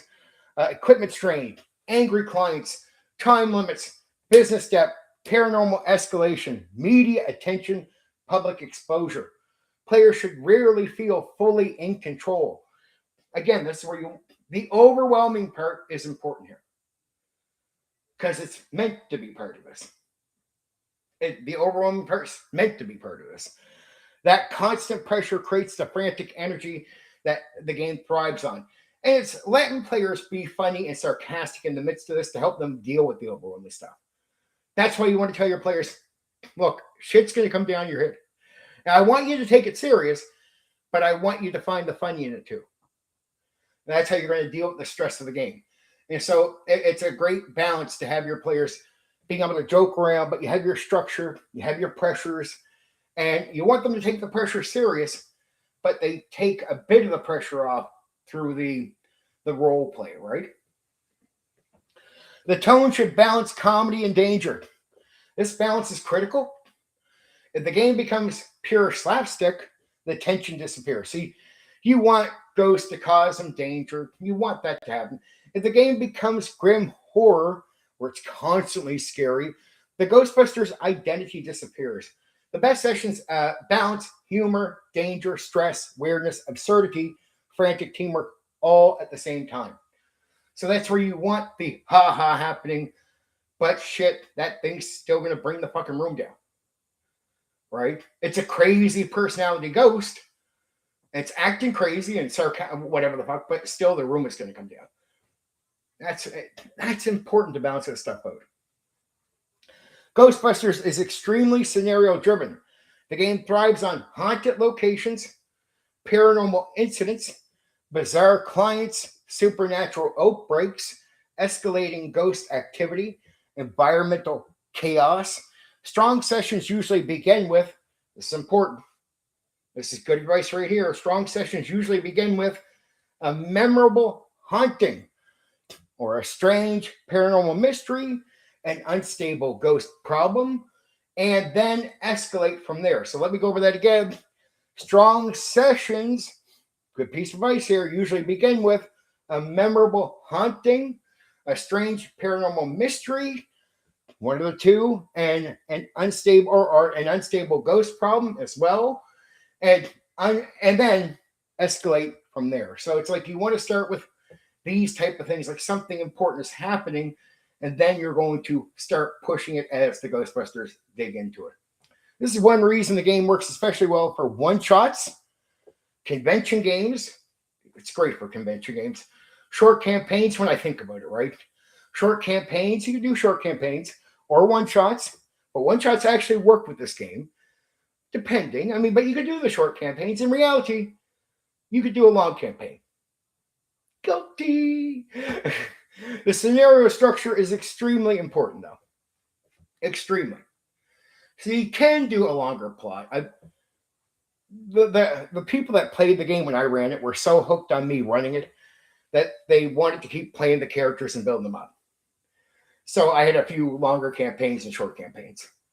And I made it work. This game is so much fun. I could make it work a million different ways. Give the right person, you can make it go. The Ghostbusters usually succeed. Eventually. So the Ghostbusters usually succeed. And look, it's not like character death. You're not going in. It's almost like the Toon thing where we talk about there's no death. It's not always a major function of the game.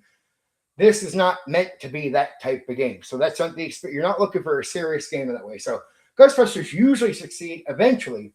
This is not hopeless cosmic horror. The tone is usually messy success. The players may destroy property, wall burnt down, embarrass themselves. Okay, you guys look like fucking idiots. Panic constantly. Whoo, what the fuck? Right? Narrowly lose control. But they are generally expected to survive, contain the threat, protect citizens or civilians, somehow save the day. And you want to try to give them their real opportunities. And even with failure, you don't keep trying to take that away.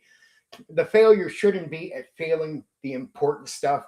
It should be more minor failure, but you put them on the edge of failure towards stuff like that. But they save the day anyway. Illusion. It's okay. There's still challenges in other areas, and it's not meant to be a gritty challenge game. But just understand the players aren't looking for that, so they'll enjoy it. The optimistic, chaotic energy is a major part of the game's identity, because if If it gets that bad where they had failed to save someone's life, in most cases, it can end the game. Because it can kill a feeling. It can kill a thing. Now, there could be rare occasions where you actually set it up where they're meant to fail saving somebody, but you then got to turn that into maybe the guy becomes a ghost who helps him or whatever the fuck. Like, you'd have to really be clever with that. If not, the failure could almost be like character death in this game. One of the most important GM lessons, so I ran this a lot, players do not need to look cool all the time. Actually, rarely. Many of the best moments come from panic, arguing, damaged equipment, bad timing, embarrassing mistakes, chaotic recoveries, desperate improvisation. The comedy comes from capable professionals struggling through supernatural absurdity. I've already said that, but it's worth repeating.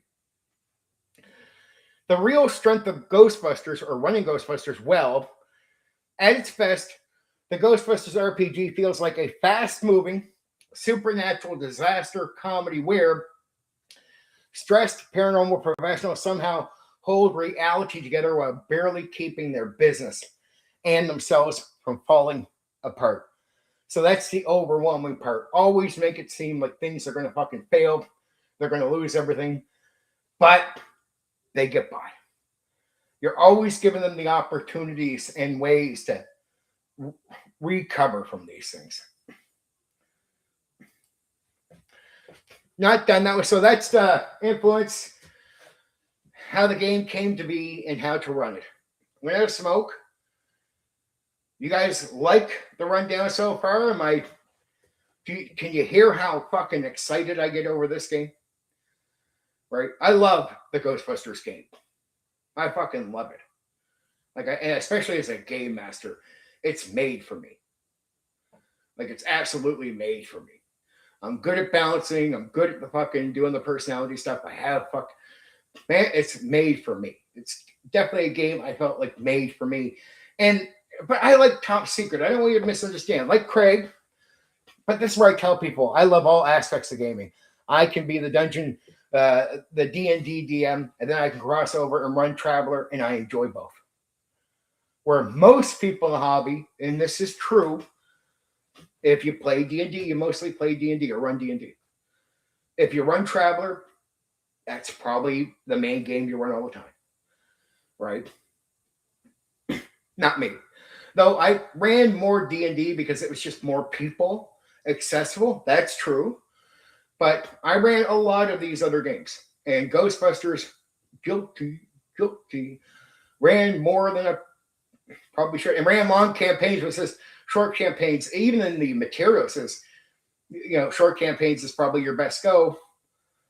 I went, well, I can run long campaigns and the players love it. Whole big giant plots. And it worked. And it really worked. And I'm just good at balancing. I'm good at balancing the serious, the comedy, and then giving players permission. And then getting players in the right state of mind. Like, look, dude, when you joke around, don't come in with an ego. Be the type of guys that could make fun of each other. Right? Reply with being funny. Like, suck my dick. Like, if they say something to you. Not like, I can't fucking, like, don't be edgy. Don't be an idiot. Right? Don't bring that. That's not proper to the game. That's serious. That's appropriate for other games or other situations.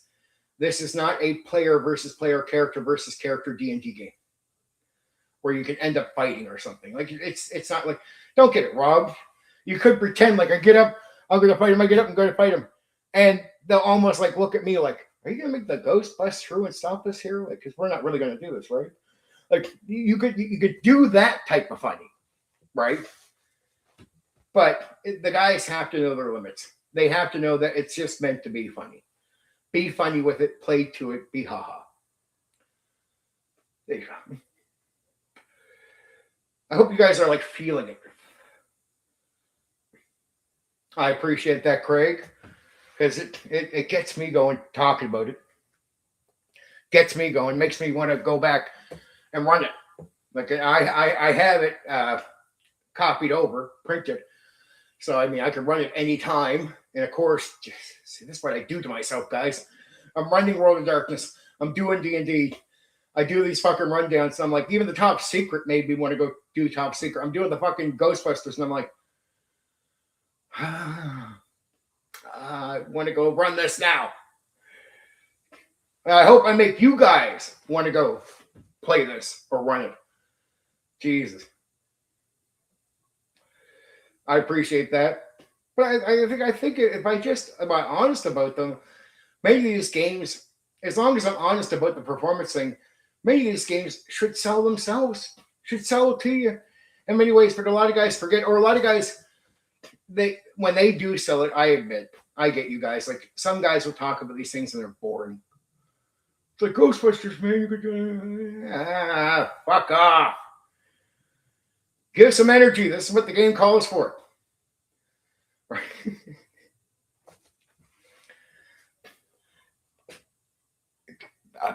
So right on, Craig. This is the type of energy you need for Toon. See, to see where I told you I ran Toon, where I get the pacing of Toon, the timing of the comedy, like I told you about that. It's inspired, but at the same time, it's really, these games are so important to performance. Not from the player end as much. Like when I say for you guys to be funny, I don't need this overskilled performance from players. They just get to sort of relax, be funny. What's going to energize the game is me running it. That's the performance, and it's usually most games is on the game master. So when I run into the games where this type of performance expectation is for the players, I'll tell you guys. If you ever notice, I'll point out, like, this is one of those rare games where it's actually expecting you guys to put some time in on the performance end, like, push, right? Most of the time, these games are actually easy to play. With the right game master, you're going to have fun. You're going to bring energy to it in the right way, in that way, right? But it's good to talk. Just make sure you got players that are buying in and they want to do that stuff. That's not hard. It's more like wanting to do it rather than you needing to perform. Game master has to perform. If the game master doesn't perform in a game like this, you're dead in the water. So I hate to say it, not picking, but I could take 80% of DMs for AD&D 1 or 3rd edition or 5e and just be like, no, this game would destroy them. This game would absolutely collapse them in. I'm sorry to say, guys. But if you got the right type of guy with the energy, this game is fucking perfect. It's not hard, and that will deceive you. I say it's an advanced game where people are like, "What game sounds easy?" I'm like, it's trickery. It's trickery, dude. It sounds that way. That's easy, and on the mechanical end with the dice and that, it is. It's the performance part. Like being like the personalities with the ghost. You have to be a guy who can fucking be funny with the ghost. Like if you can't really pull the ghost stuff off with the craziness, if you can, there's something lost there. And your players, it's something where your players need to feel that energy at them, and that energy picks them up. So I don't need them to perform. I need them to feed off of my energy.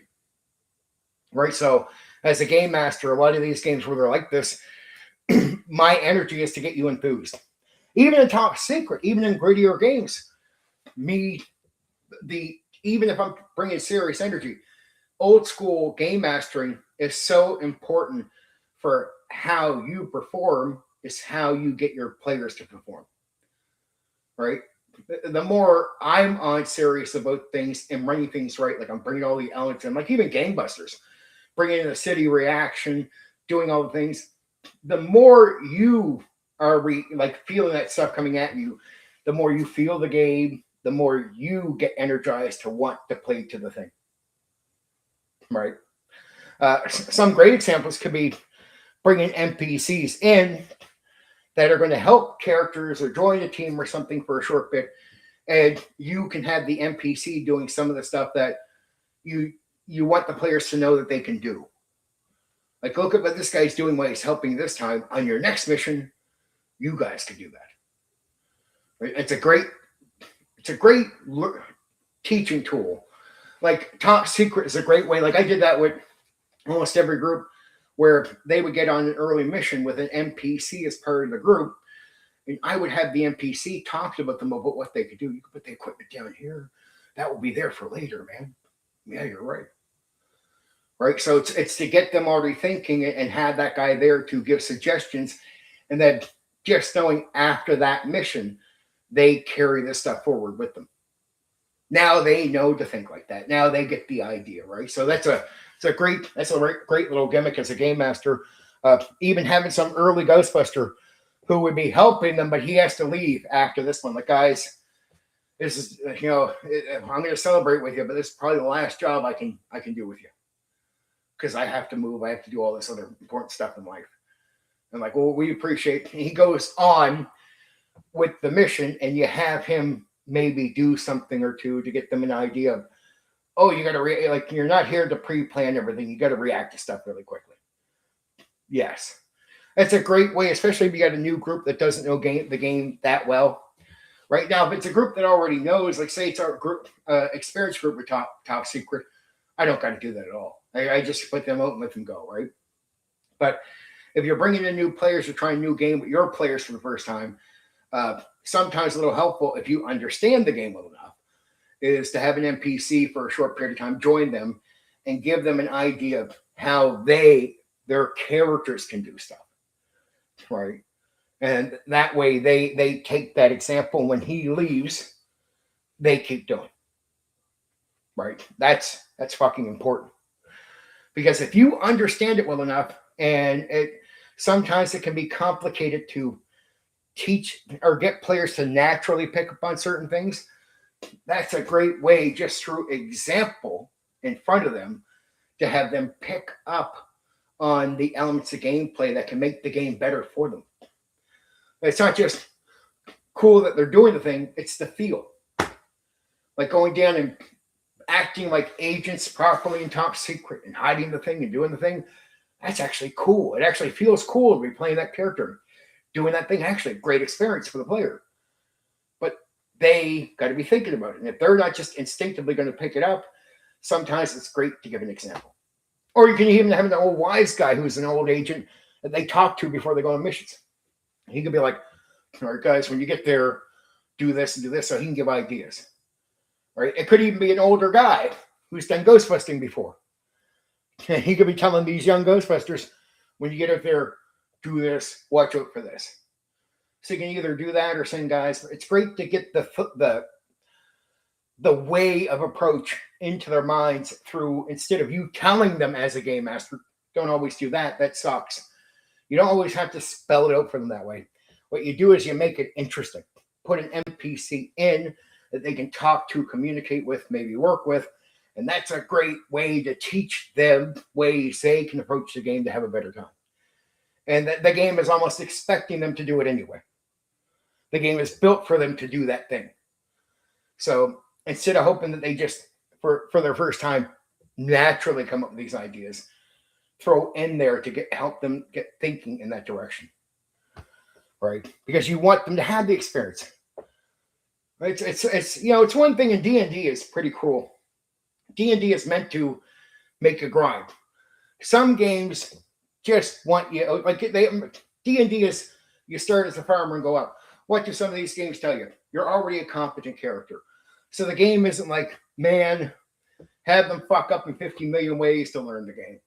That's not always the approach. So a lot of side games, you can actually do these things with NPCs to get them thinking that way pretty quickly. And they already have competent characters, so it's okay to start aiming them in that direction.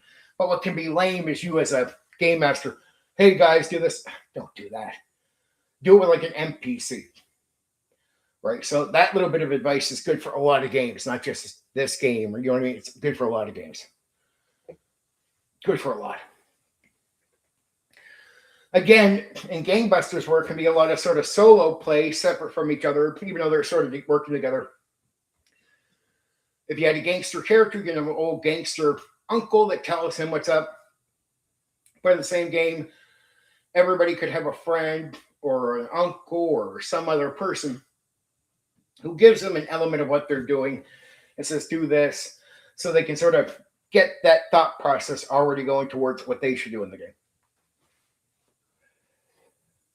I hope that part makes sense because that's really good. I've used that often in these games where I have a new group that's never played the game before, and they already have competent characters. So it's not like D&D where you need to take forever to learn this stuff. The game is sort of hoping that you already figure it out just from reading material. Sometimes you don't. Where having an NPC to sort of push you in the direction of that thinking, and then letting you run with it. Like, it's not that the NPC tells you everything, but the NPC gives you an idea of thinking. Like, think this way, so that they can start coming up with all the other stuff on their own quicker. It's like a trigger to push and start, right?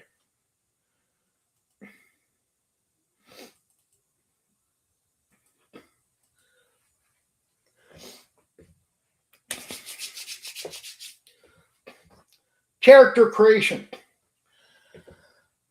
Ghostbusters characters are not grim occult investigators, military paranormal hunters, fantasy style heroes, supernatural action superheroes. They are usually scientists, technicians, entrepreneurs, weird professionals, mechanics, paranormal researchers, business operators, chaotic problem solvers, trying to survive bizarre supernatural situations while keeping a ghost catching business alive. That tone matters. Good characters usually feel like real people trapped inside escalating paranormal absurdity. Remember how I've told you that some of the best funny is in the midst of something serious.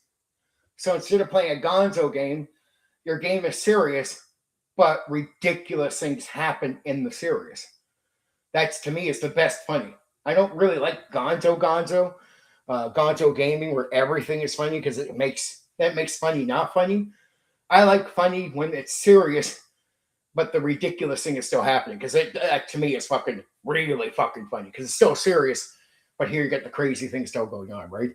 That's what this is. Ghostbusters is like many other games in that vein of it's funny, but it's still serious. You're still going to pay for the place. You're still going to take life serious. Life is still happening in a real way. Okay. Personality matters more than optimization. Very much so in this one. One of the biggest differences between Ghostbusters and many other older RPGs, personality matters a lot. The game works best when characters have recognizable attitudes, flaws, strong reactions, weird habits, emotional pressure points, distinct behavior. Players should think, would this character immediately feel recognizable in a Ghostbusters movie? Because that's what you're going for here. That type of gimmick, right? Not how do I perfectly optimize this build? Don't think game-wise. This is just get away from that thinking. Characters become memorable because of panic reactions, sarcasm, overconfidence, strange decisions, arguments, personality clashes, stress responses, more than raw effectiveness. Competent but overwhelmed, as we speak about, is the sweet spot. Ghostbusters are usually intelligent, capable, inventive, skilled professionals. They are not incompetent fools. The comedy comes from capable people trying to handle supernatural situations against spiraling beyond control. The best characters usually feel useful, but stressed, exhausted, flawed, financially pressured, emotionally reactive, overwhelmed by paranormal chaos. That balance is extremely important for tone. Most other games, like even the newer games, the advice would be what bonus you should take, what this. So when I give advice for old school games, people could be like, he's just saying how to do tone. But this is what old school games is about. This is the advice that is good for these games. Mechanics are so simple. The D6 I already went over. Like, mechanics aren't this long explanation. Like, the best advice is towards performance. That's what these games expect. So if you expect me to be giving you the rundown like 5e, you'd be lost. That is good for maybe understanding builds and stuff like this. That's not what these games are. old school tabletop role-playing games, that is. The odd ones can be. Recognizable archetypes work very well. Ghostbusters strongly benefit from clear cinematic archetypes. Examples: sarcastic skeptic, reckless inventor, exhausted realist, overexcited scientist, occult enthusiast, nervous rookie, publicly focused businessman, conspiracy theorist researcher, blue collar technician. The archetypes help because the game is fast, energetic, and heavily personality driven. Characters should usually feel easy to understand quickly. Like, so these basic ideas are easy to understand, and you get it right away. You're not looking for personalities you need to develop over a period of time. You're looking for a personality that's more sensible to the real world that you can just go with and start applying, right? That helps the comedy and teamwork click faster at the table. And remember, it's meant to be more, these are more instantaneous type of personalities you can drive at instead of needing to develop up, right? Doesn't mean there's not some development over time, but you get what I'm saying. The team should feel like a chaotic workplace. The group should not feel like perfectly coordinated tactical specialists or emotionless professionals.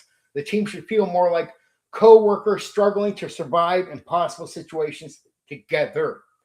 Good Ghostbusters teams often include workplace tension, sarcasm, frustration, different priorities, conflicting personalities, reactive arguments, chaotic teamwork. That dysfunctional workplace energy is part of the game's identity. These are things you want to consider when you're making the character or making the characters with the other players. Like, you know what I mean? You're talking to them. This is what you're going to think about when you're actually making characters on purpose if you're trying to get this experience. Characters should naturally create complications. This does not mean players should intentionally sabotage the group. Instead, good Ghostbuster characters naturally create complications through flawed judgment, stress reactions, reckless improvisation, emotional decisions, personality clashes, bad assumptions, overconfidence. That means, it just means if there is some flawed stuff coming from your characters because of personalities, it's okay. But the idea is you have counterbalances. It's like, dude, we should just walk out and take them out like this. All right, calm down, man.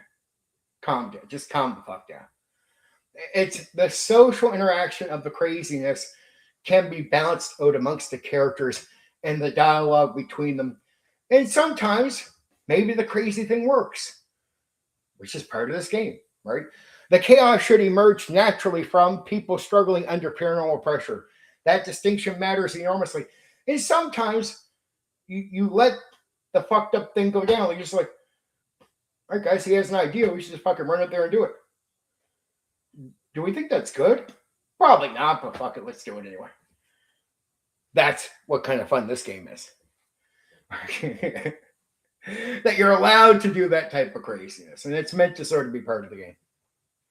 Scientific weirdness fits the setting perfectly.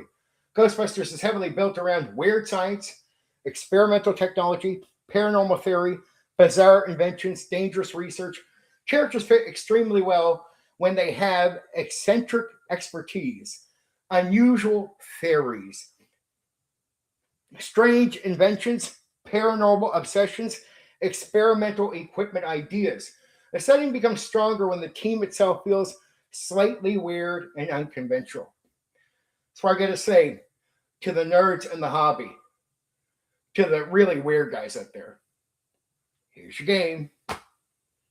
Here's your fucking game. Like, if you're a little fucking out there, here's your game. Bring it. This game is made for your fucking weirdness. I love getting guys that were made for this game. Reckless experimentation is very Ghostbusters. One of the most authentic parts of the setting, characters constantly push dangerous technology too far. Good Ghostbusters, characters often modify equipment, build unstable upgrades, test risky inventions. It's just being able to be crazy too, just for anybody really.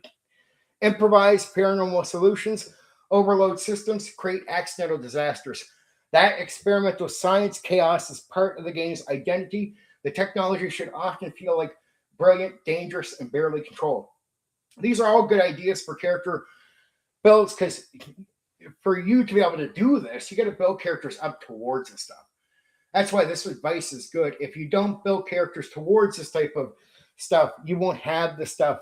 You won't have a character for it. So if you like this type of craziness, the advice becomes really valuable because you want to build towards being able to come up with the crazy ideas in the game. Be that type of character, right?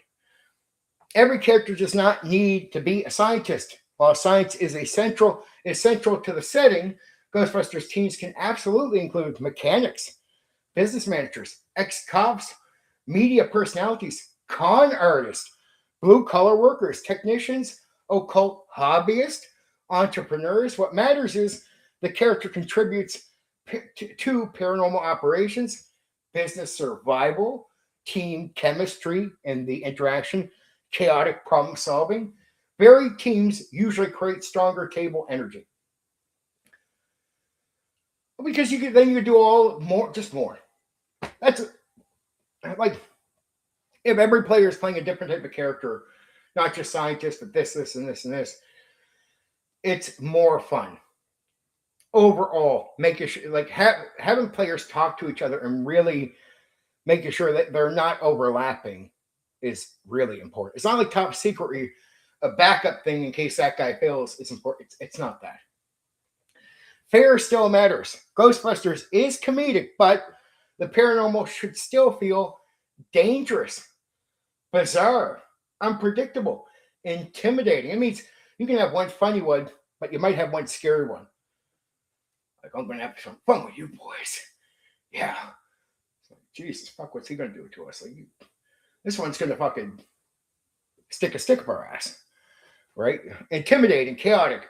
Characters should sometimes panic, freeze, overreact, lose composure, become terrified.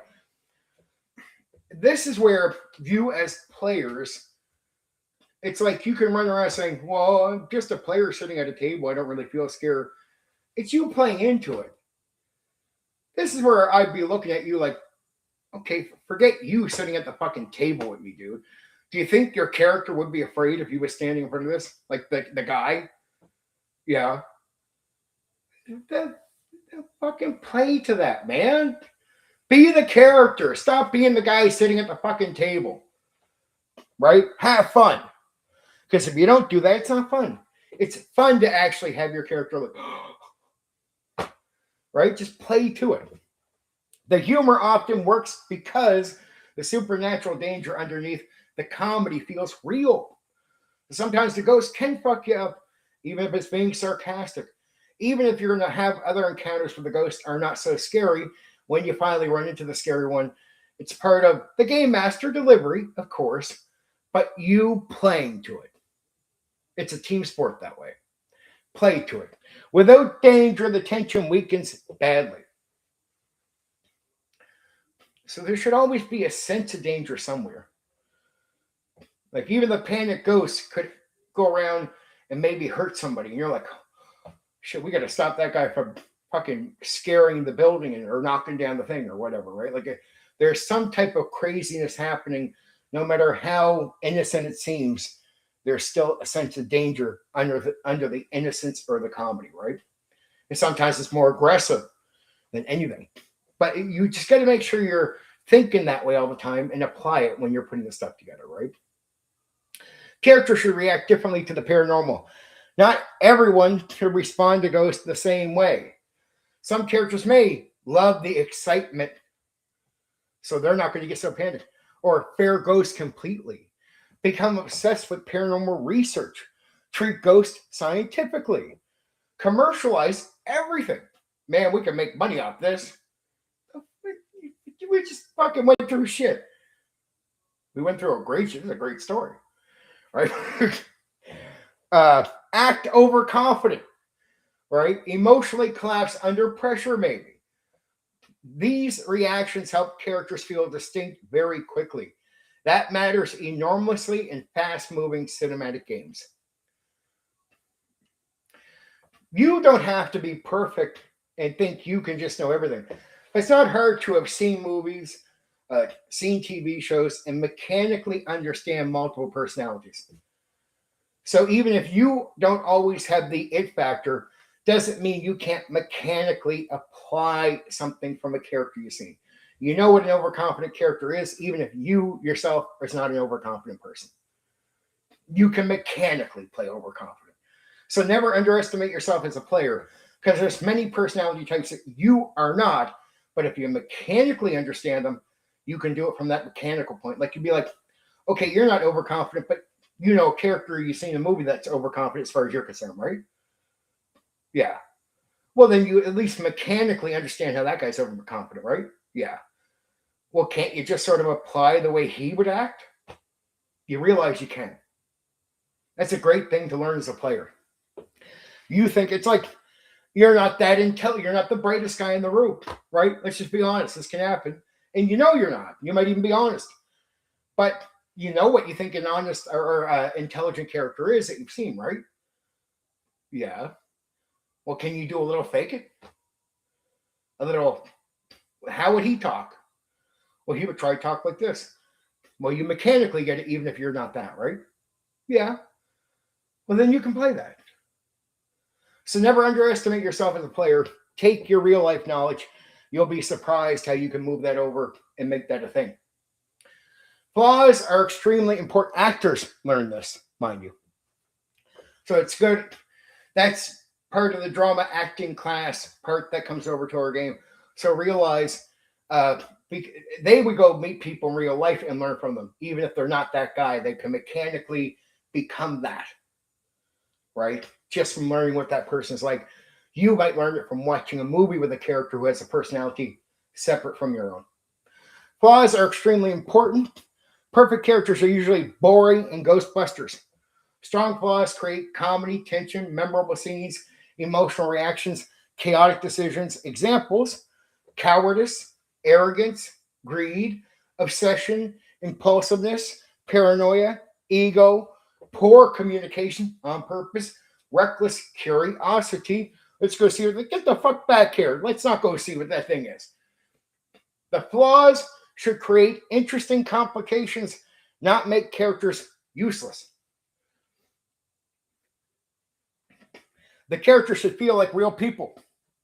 One reason the original movie worked so well, the Ghostbusters felt like believable personalities reacting to unbelievable situations. The RPG works best when characters feel human, stressed, frustrated, exhausted, excited, financially pressured, emotionally reactive, not like supernatural superheroes. That grounded personality layer helps the paranormal chaos become funnier and more memorable.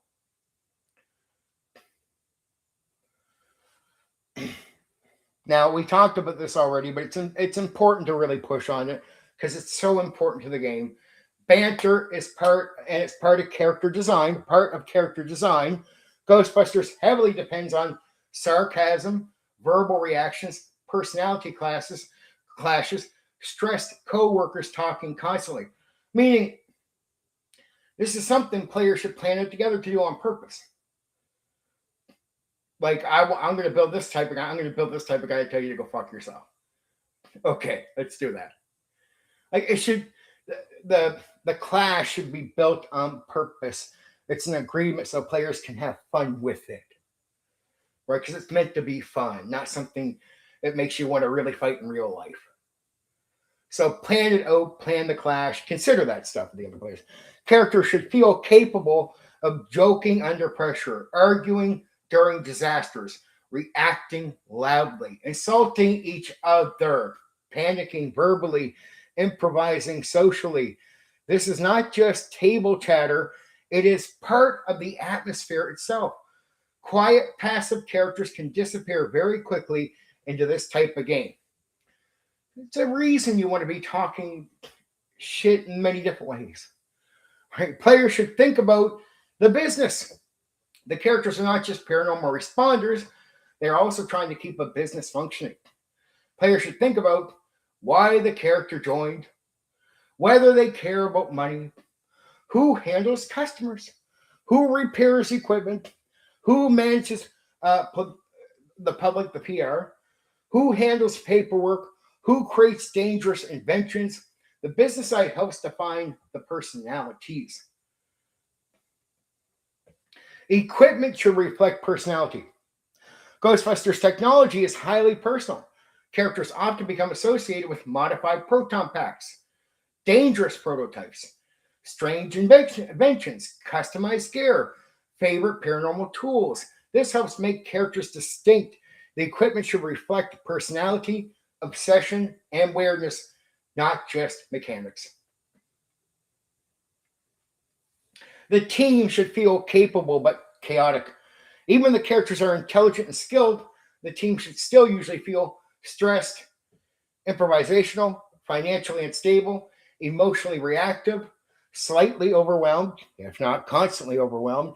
If the group feels hyper military, bleh, perfectly disciplined, blah, emotionally flat, the Ghostbuster atmosphere weakens badly. I mean, it's just not Ghostbusters. Characters should be fun to watch under pressure. One of the best ways to think about the game. This would be one of those games where you know how they do live plays? Old school is better for live plays than new school, and I could tell the live play people have no fucking clue. They're lucky. I hope some of these fucking assholes, not assholes, I'll be nice. Some of these fucking people watch my streams. I bring something valuable to the table, baby. Are you watching? You learn something. This is better for live plays than your fucking crap new games. Sorry, just got to be real with you. 5e is better for the table. This is going to be better for you to bring out your fucking personality. I just can't believe it. They don't run games like this, like the James Bond, this.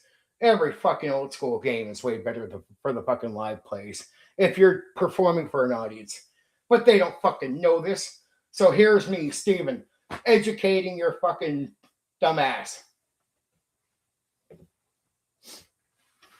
Characters should be fun to watch under pressure. One of the best ways to think about the game, a strong Ghostbusters character remains entertaining when everything starts collapsing around them. Yeah, fucking busts are going off. So what this means is, what everything's going crazy, the personalities need to be played out by the players. Sorry, I don't know. Somebody's car alarm is going off like a fucking idiot for a second here. Just about at the end of this part, so I'm going to finish reading this. They're good. When everything starts collapsing around them, because things will go wrong constantly. Players should think, how does this person behave during supernatural disaster chaos? That usually matters more than raw effectiveness. I guarantee, because of the stream, I will hear about people considering this game at one point to do live plays with. And nobody will give me any credit for any of the shit I cover. Sad. It's not like there's other guys covering this shit. Just me right now, for real. Pretty much, it's going to pitch it to you this way, too, and make you understand it. And I'll get no credit for nothing, like usual. Like fucking usual. Egotistic fucks that want to pretend all these fucking ideas are theirs. Yeah, right. And I'll get no credit. But guess what? Here's the thing. It sucks because you can't talk to me tomorrow, and there's so much I haven't shared with you yet. Shit. Talking to me behind the scenes would be really effective for some people. Holy fuck. One of the most important character creation lessons. The goal is not creating the strongest paranormal expert. The goal is creating a memorable personality capable of surviving and reacting entertainingly to escalating supernatural chaos while somehow helping keep the team and business functioning. There's 2 more parts after this, a short worth mentioning in the setting. I am going to take a break and have another smoke. Give you guys time to fucking say anything you want about that part. That's character creation, guys. There you go. And that advice is fucking money. There's not a lot of technical stuff with these games. that advice, if you don't take my advice and just try to guess your way through this, yeah, good luck. I ran this a ton. So the advice is really good to get the best out of it. And what I just told you is not all spelled out in the fucking books or the book. That's the value of coming to me on these games. I have wisdom and understanding. So while most guys might cover AD&D 1 and have to read from the fucking book to you and have no wisdom beyond what the book says, when you talk to me about games, you find out, shit, that wasn't in the book. That's what I bring to the table, baby. I hope you guys are enjoying. I know a few fellas here are enjoying. I know Craig, Black Rose. I think Philo's probably enjoying. Monkey's probably enjoying. Right? Lisa's core. Anybody else that's stopping by, I hope they get something out of it. Not 100% sure who else is around or who else is going to be around or what parts. Or some people don't like me. I'll have haters stop by. So if I'm having a good night, sadly, instead of enjoying this, they'll be pissed off. Or guys who think they're better than me will be really disappointed that they cannot bring this type of energy to a fucking stream. It's like, yeah, I know if we go watch yours, you'll be a smart ass, you'll talk with an attitude, and you'll be boring. Go or have a bunch of drinks that night and kiss each other's ass on the panel, get half drunk, talk with smart ass, make comments, talk about what pisses you off and how you're, yeah, I don't like these kinds of fucking people because, yeah, you're fucking boring fucks. All fucking boring. Just fucking bore the shit out of me. Put me to fucking sleep boring. I don't like this. I don't like that. Jesus Christ. Can't you talk about what you do like? And talk about it with some fucking energy? Or imply all night how they're fucking better than other people. Yeah. Or imply how certain people, always hinting towards certain people without saying their names. Well, the guy over there, that Steven guy, I don't want to say his name out loud. Well, he sucks. Or they'll assume things about you. Well, he sucks for this reason. Well, that's not even true about me. So how about you kiss my ass? There you go. Hate to say it. Some guys that don't like me, I'm sorry, I find them boring. The most they bring to their stream is an attitude of ego. They sit there like, yeah, all this fucking attitude about everything. I'm just like, well, dude, that's fucking boring. I'm sleeping. You put me to sleep over here. Bring some fucking energy. Entertain the shit out of me. What do you think makes me a good game master? It's not because I go fucking pissing and moaning about everyone in that way. Even if I bring you up for a second, I give you a little shit like this. It's not like I spend the whole fucking stream doing it. But if I give you a little fucking toss a few fucking words your way for a minute, maybe you deserve them. The reason I'm a good game master and probably better than most of you fuckers out there is because I fucking love this shit. And people know it and they feel it. You're welcome, Black Rose. I knew you would enjoy this. I know you guys all here.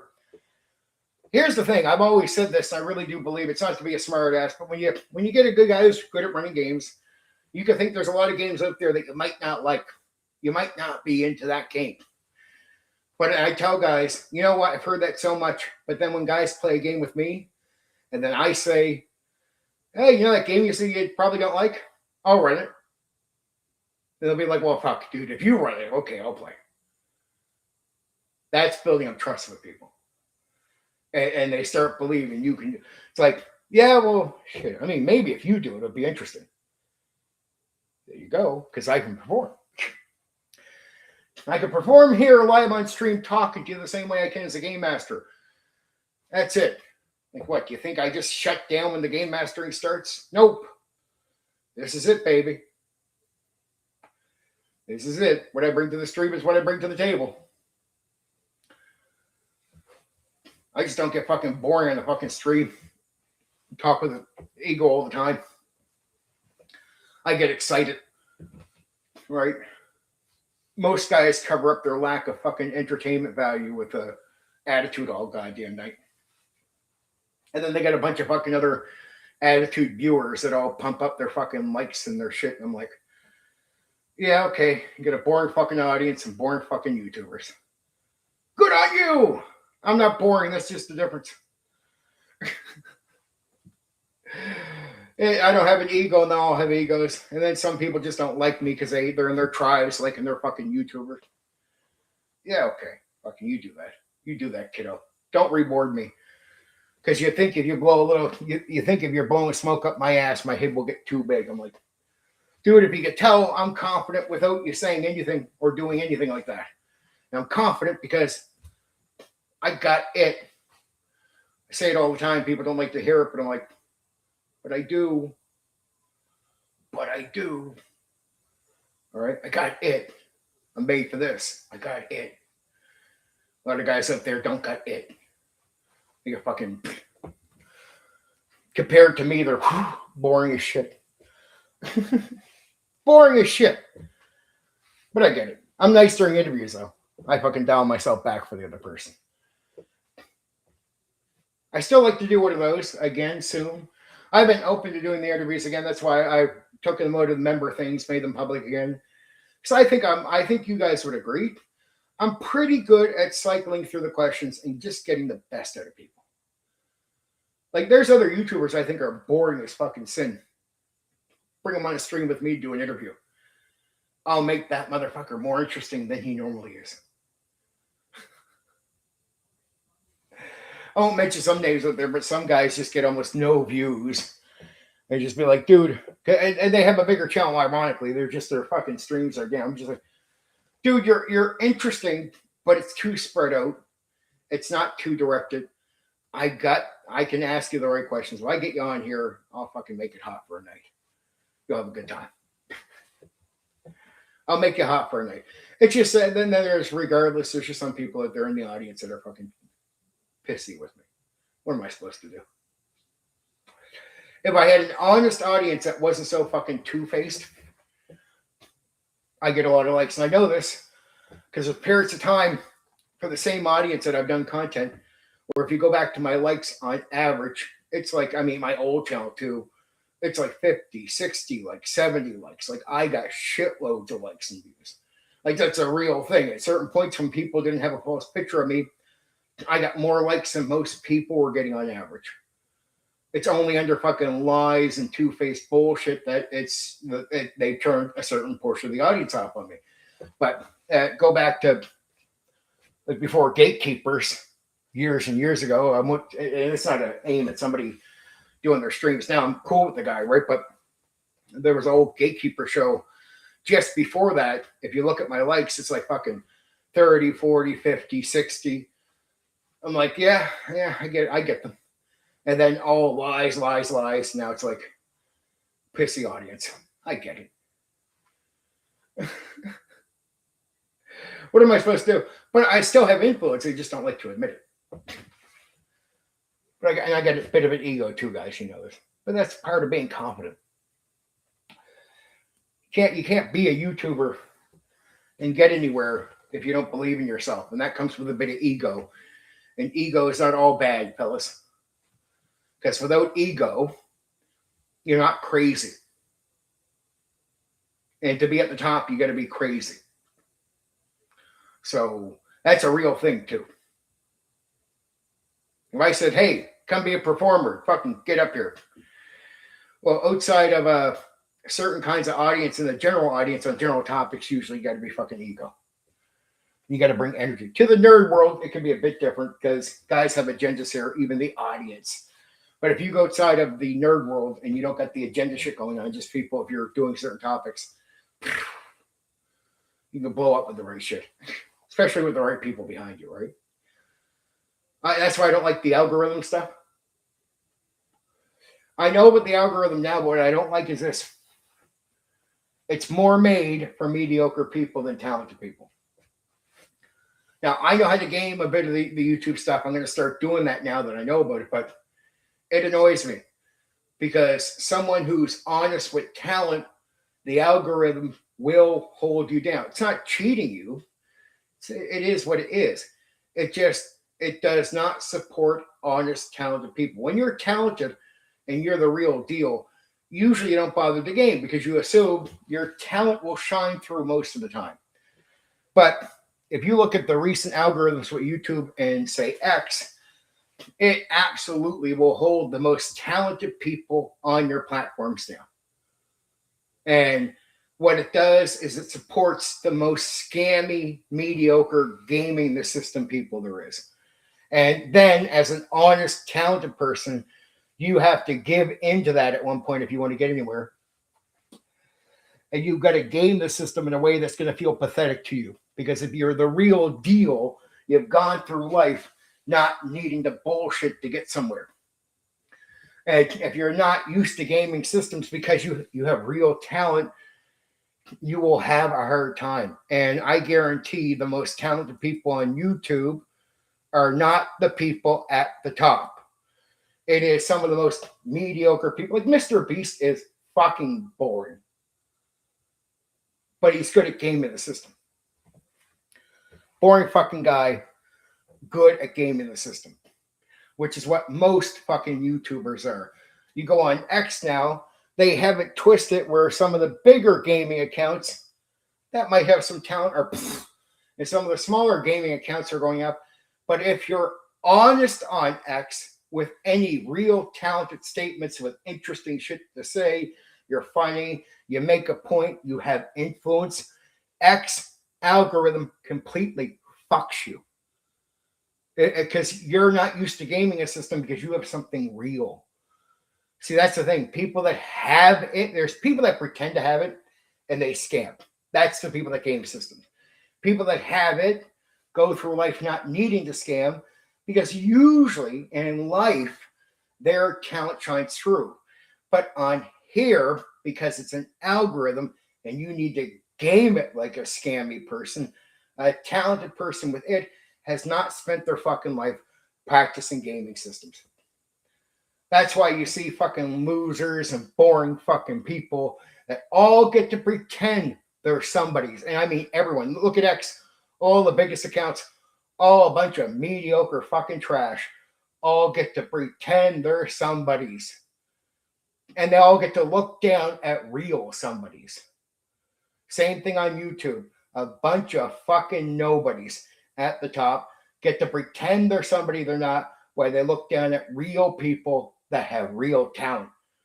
And it's, to me, it's the most pathetic thing. That's why I somewhat like the old world, at least back in the 80s, and that when you'd see the actors, the this or that, the reason the actors are better, the reason things seem to be better back in the day is because your talent is what got you there, not how well you gamed the system. That's why everything seems better 30 years ago than it does now. Why does everything seem off? Because everything is fucking mediocre. Go back 30 years, the reason the cartoons are better with the better artist with more life.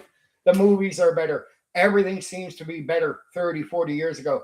It's because talent got you there. Now it's mediocre trash. All the top YouTubers, all fucking mediocre people. Very few that are talented. And the middle ground sometimes gets some talented people. But still, very few. Very few. Very few. And they're middle ground. It's like those people should be at the top. But they're middle fucking ground. Like it just tells you that the algorithm system does not, it can't find talent. It can't discover talent. It can't do nothing. All it can do is make it easier for scammy fucking mediocre trash to game it. That's what the algorithm, it's, and the algorithm doesn't, and they don't care. So I'll tell you guys a secret about the algorithm that you don't know. Here's a secret. Little informing before I get to the setting. Little fucking education. The algorithm is about control. It's about control. Here's why. See, you, with your talent, might be able to convince the people to follow you. Right? That's you gaming the people. And sometimes people still game people, but they're more shallow. But gaming people is one thing. What happens is you go to game people and the algorithm now gets in your way. So you got to game the algorithm and the algorithm games people, but then guess who controls the algorithm? The people that run the site.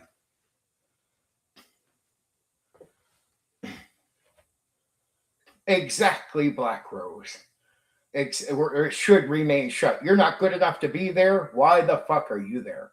But the algorithm makes sure that the most mediocre fucking people are at the top and the most talented people are fucking smothered. So when they say the algorithm works, I'm like, well, it's not broken. I get what you're saying, but it doesn't put the talented people at the top. It puts mediocre trash at the top. That's why the actors seem, that's why the movie seemed worse than 40 years ago. Better technology, worse fucking people.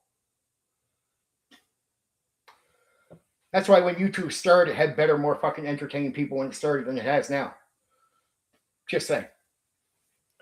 Just saying. So, algorithm is about control for the people that run the site. They stick their nose in between you and the audience. That's the thing. That's what you don't realize.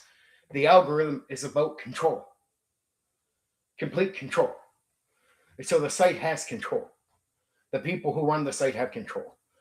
It's a block between you and the people. You can't now show your talent to people and get them to come to you. You got to play a game with a fucking algorithm, which most talented people won't be any good at. And the most mediocre people will be. It has. You're right on, Craig. They get used to mediocre. It's what I said about people that game a lot. They'll game with mediocre game masters for so long, they think that's great. They almost, if you say I could do something better, they're like, sure, yeah. But then the only way you break the spell with them is to have them finally try better. And they're like, holy shit. Yeah, dude, you've been missing out. You've been missing out. But now we have a new generation of people that are just used to mediocre everything. Right? Mediocre Twitch people, mediocre fucking X people, mediocre fucking YouTubers like Mr. Beast, untalented fucking twat. Guess what? The whole history of Mr. Beast is how good he is at gaming the system. There's a documentary done on him about how he learned to game the system. Boring fucking guy. Go watch an interview with Mr. Beast. Pissant, boring as fuck. I'm like, how the fuck are you at the top? You suck. You're a fucking janitor. Go do a fucking janitor job, you fucking loser. How the fuck are you famous? Mr. Beast, boring fucking dillhole. That's all he is. I'm sorry to be so fucking passionate about that. That one thing that pisses me off. I look at a guy like that. Like, I've nothing against fucking janitors, but that's about the only fucking thing that he'd be good at, right? It's like, dude, you're not an entertainer. You're fucking boring. How the fuck did you get anywhere in life on here? Oh, yeah. The algorithm, the gaming, the system. No, you're really good at that, but on the rest of it, you fucking suck. Sorry. Okay, boys. Let's get back to it. The setting. Ghostbusters setting is not grim occult horror, as we already talked about, military supernatural warfare, dark apocalyptic fantasy, secret hidden paranormal conspiracy. The setting works as a mostly normal modern world forced to deal with bizarre and dangerous supernatural activity becoming politically real.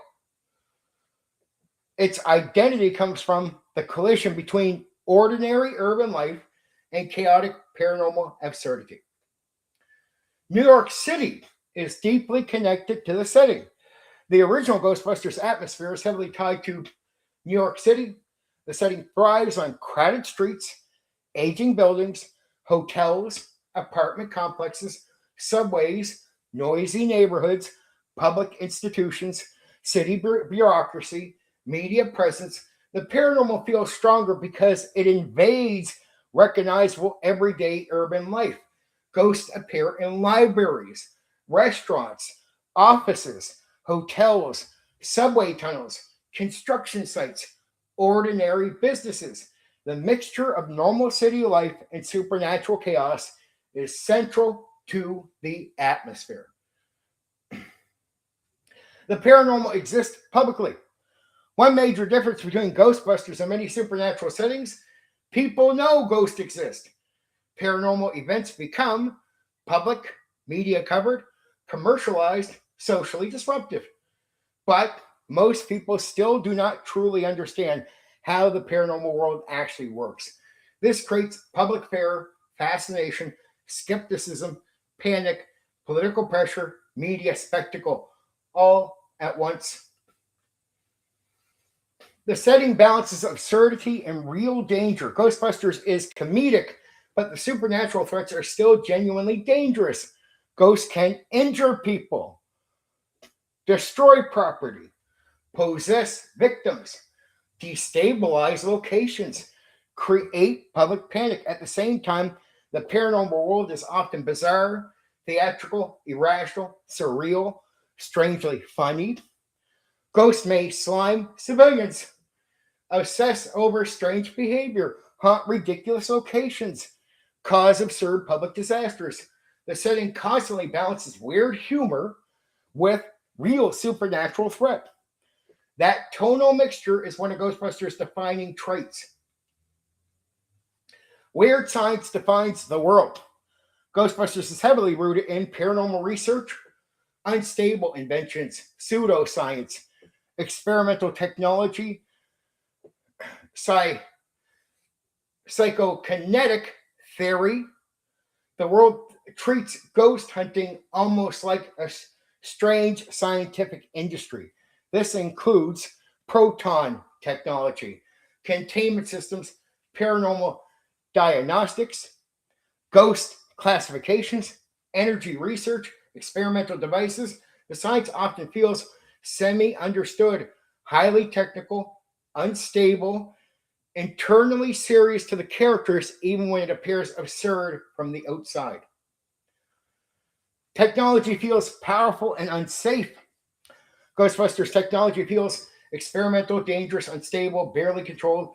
Proton packs, containment systems, and paranormal machinery are powerful, but they also feel capable of causing catastrophic problems under the wrong condition.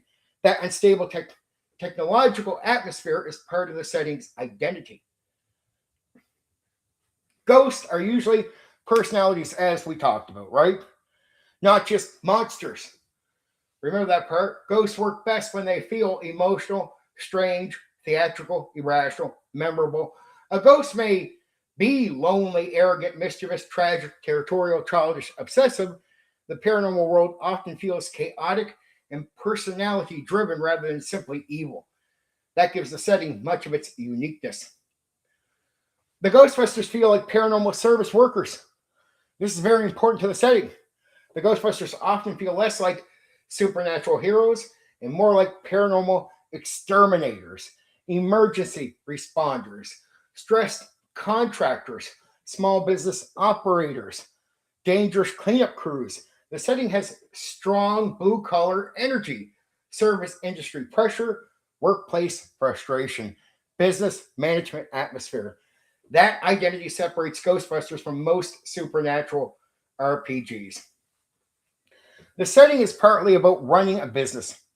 The Ghostbusters are not just ghost hunters, they're also operating a public business. This includes customer complaints, repair costs, lawsuits, publicity problems, financially instability, maintaining expensive equipment. The commercialization of paranormal response is one of the setting's most unique ideas. The ghost hunting becomes a profession, a service industry, and potentially even a franchise business. Public image matters. Unlike many RPGs, protagonists, the Ghostbusters operate publicly. People recognize them, hire them, criticize them, fear them, mock them, celebrate them. This creates a setting where player characters are both paranormal responders and public personalities at the same time. The paranormal world is unstable. The supernatural in Ghostbusters often involves haunting, dimensional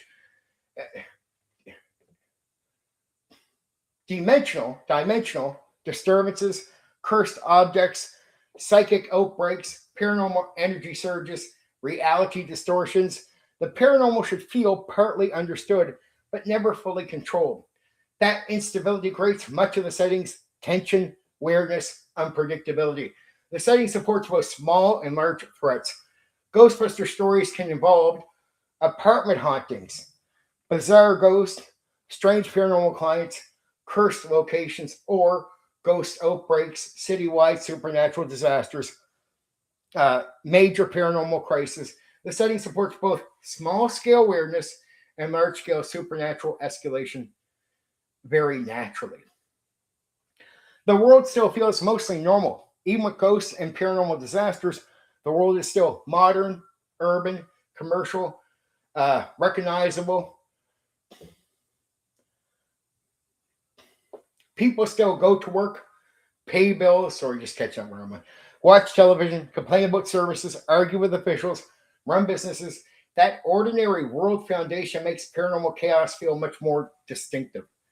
The core idea of the setting, the old Ghostbusters RPG setting, is about a modern urban society struggle to adapt to bizarre and dangerous supernatural activities while stressed paranormal professionals use unstable technology, weird science, and public ghost hunting businesses to hold escalating chaos under control.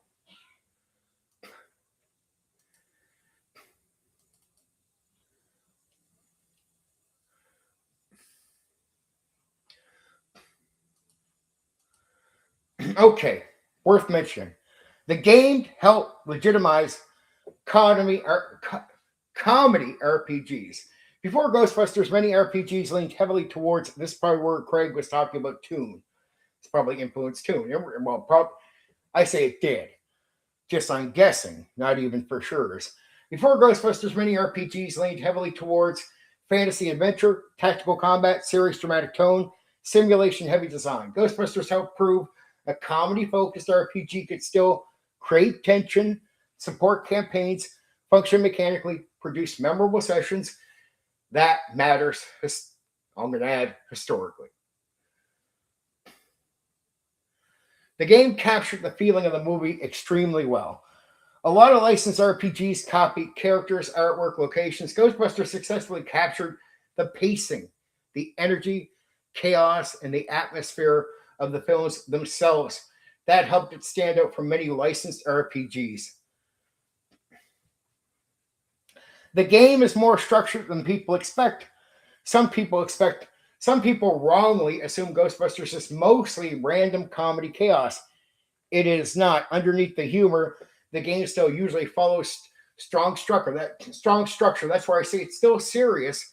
And it's funny within the serious. What I mean is, it's funny within a serious structure. Paranormal problem, investigation, escalation, confrontation, containment, aftermath. That hidden structure, or at least not so obvious structure, is a major reason the game works so well. The D6 legacy became huge. Ghostbusters introduced the early form of the D6 system, later expanded heavily in Star Wars, the role-playing game. Its influence on later RPG design became much larger than many people realize. Like Toon, like Star Wars. The business identity was extremely unusual. Very few RPGs of the era made player characters feel like stressed contractors, service workers, small business operators, paranormal cleanup crews. That gave Ghostbusters a very different atmosphere from most supernatural RPGs. This is the final bit.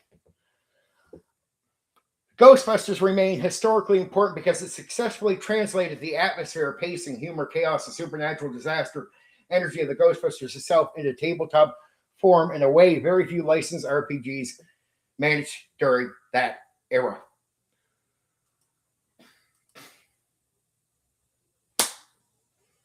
There you go.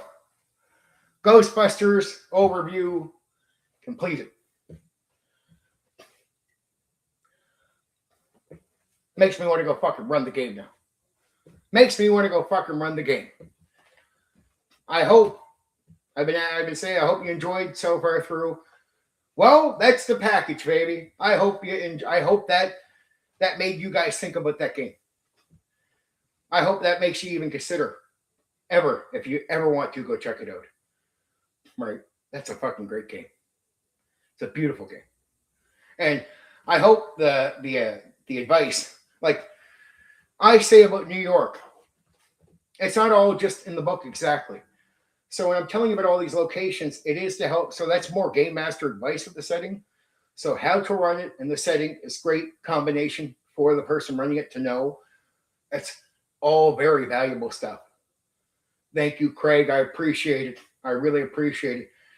But I think it's on top of hoping it's entertaining, the stream. It's the valuable stuff. If you ever sat down to run this, the setting, if you're a game master, the setting and how to run stuff, that's magic. That's years of experience for me. You're welcome. Character creation, top-notch stuff. The game does do that, but there's a lot of stuff I mentioned there. The game doesn't just directly drill into your head. All good for that game. It's meaning to. It doesn't do it perfectly. When I sat down and actually ran it, this is what we got in the greatest outcomes of it, right? So that's what you're getting there. The fluff is just a teacher. I think Sandy Peterson, again, is one of the guys that helped create the game. You can find him on X most likely. Very humble guy from what I could tell, if that is him, which I think it is, and he'll probably interact with you. All right, so go tell him you love the Ghostbusters game, that you heard it in the stream here, about me covering it. And yeah, tell him like it sounds like a fucking awesome game. It's worth telling the guy. I mean, he fucking helped make it, right? Beautiful fucking game. And help inspire Star Wars, tune, comedy games, and just the overall thing. Fucking beautiful thing. Fucking beautiful thing. I love it. Sorry for the cursing. But it's a mature stream. I talk to adults here, not kids, so. There you go. I'm not just totally out yet. I'm good for a bit more, for sure. There you go. Actually, let's take a look at what's coming up here. I know Off Script is coming up Tuesday. We know the deal. We know the deal. We know the deal. We know the deal. Off Script is coming up Tuesday. That's just going to be a sit-down day for you guys, for me and you to have a chat. Just a good chat, good stuff. As always. Okay, so Off Script. And then this is the good week. I think one of the great weeks here for Mr. Craig here. Off Script is Tuesday, and then Thursday is Paranoia. And the weekend is Tune, which Craig mentioned tonight. And then GURPS will finish off the month. Going into the next month is Off Script. And then the first Dungeons and Dragons coverage, the first stream on that Thursday, first Thursday of June. It will be the new Dungeons and Dragons stream. My first opening stream on that will be covering Dark Sun. The weekend will be Dangerous Journey, interesting, secretive little gem there, and Star Wars, which we've been talking about a few times. Star Wars RPG. Then we get another Off Script, and then if you're a member, the first one or the next week, the next Wednesday, so it's June 10th, will be Babylon 5 role-playing game. And then the second D&D one is Mysteria, which is also, I'm going to cover Mysteria, but sort of special, take a look at Odyssey and the Savage Coast. And then that weekend is going to be Fudge and Metamorphosis Alpha. Be a fucking good time. It was good coverage. I was curious about this one, and I wasn't disappointed. I knew you wouldn't be, especially when you mentioned the game has good structure and not just goofy. That's the balance. It's the fun part is it's fun and goofy, but has a serious tone to it to keep you in that structure and not just have it flake on you. That's exactly it too. You're right. It just doesn't flake on you. It does have the ha-ha, but doesn't flake on you. And that's important. I get what you're saying. Does it just flake out? No. No, not at all. Not at all.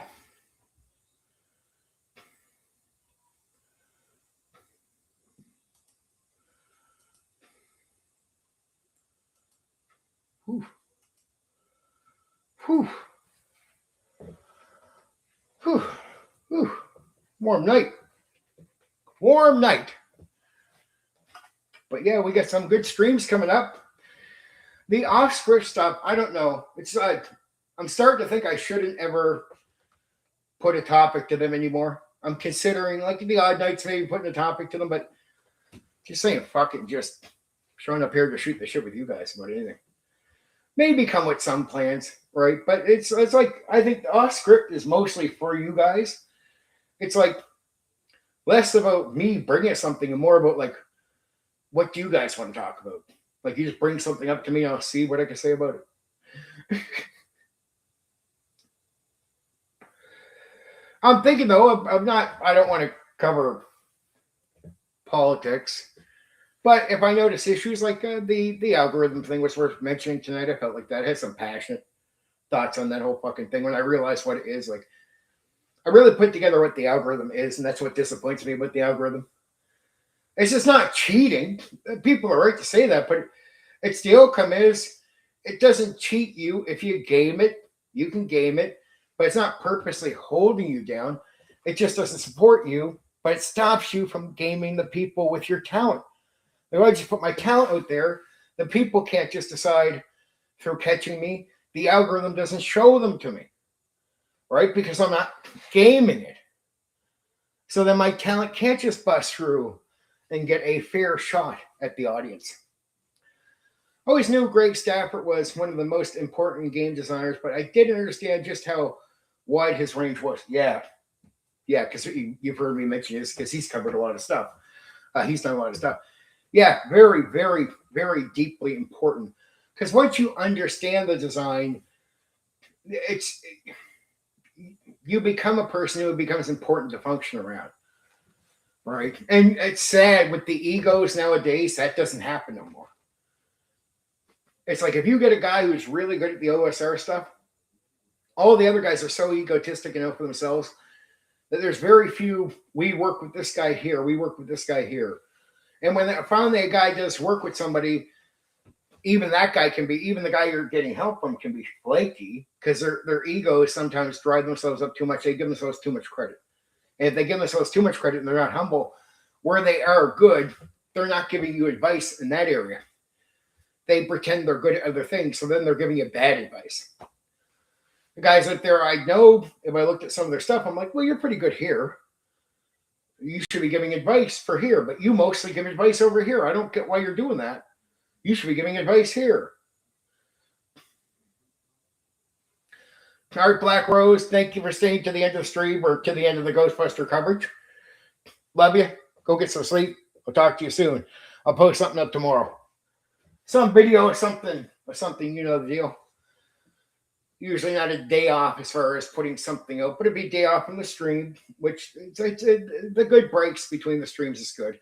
And where I've added the member-only Wednesday stuff, like the twice a month, I got to make sure not to add any more stream days. I could do the members only thing, but I couldn't do it every Wednesday because I do need breaks. But every second Wednesday, I can do as long as I maintain the breaks that I have, right? That's the important part, as long as I maintain the breaks. If I maintain the breaks, I'm okay. And putting out a video or two every day, making videos is not like impossible for me. I don't do a shitload of editing like other people do. So, like, I'm good at talking off the top of my head on topics. So, and I can't do the trickery with the audience the way the other people do. Like some things I've realized I could do editing videos, but I realize it's so cheap. It's so cheap. I understand it's manipulation. It's manipulating the audience. And I'm like, dude, I just want to go back to when talent matters. Because mediocre people do these tricks. I'll see them. The words come up, the thing moves. And I'm like, guys, if I take all that away from that guy, you're going to fall asleep listening to him talk. And what happens to some of these guys, this is where the good show, I've seen TV shows now do this or award show. They'll bring up one of these guys and they're talking. Everybody's like, that guy's really fucking boring. he wasn't exciting in the first place. You think you're being entertained because of all the moving shit. That's all it is. All the moving shit. Like I like the Fleet guy. I post his videos sometimes, but that guy's just an energetic guy. He's just energetic. You could just listen to him shoot the shit with you playing a game without moving anything, and that guy will make you laugh. But there's very few YouTubers that are doing that, especially around the tabletop role-playing game hobby. Some of the bigger channels are guys where it's all manipulation. And I said to myself, well, if I take away that manipulation, the picture of the moving thing, and I put this guy on stage, what happens? Flop. Boring as sin. Right? So I just don't, I'm here with talent. You put me on the stage, you put me at the award show, I can talk. I'm the real thing. I don't need the words, the manipulation, the moving thing. So it's like, and at the top, if you get hired to do a bigger job, they expect you to have something. Like they won't sit there and go, we're going to hire you and then put all the manipulation in, because at that point they could hire any monkey to do that. Like if they got to do the work, putting the words up, manipulation gimmicks, you're not exciting in the first place. You're not worth any money to the people at the top. The money has to be in the actual talent. So it's like, I say, like, look, you might think you're better than me if you have a bigger channel because you got all the manipulation videos and edits. But if I take that away from you and say, talk just like me, don't take the shit away and talk. You have a smaller channel than I would. And if somebody big at the top hired you for shit, you'd flop. Because they have to find out that it was never you that was entertaining as much as your gimmicks and manipulation. Right?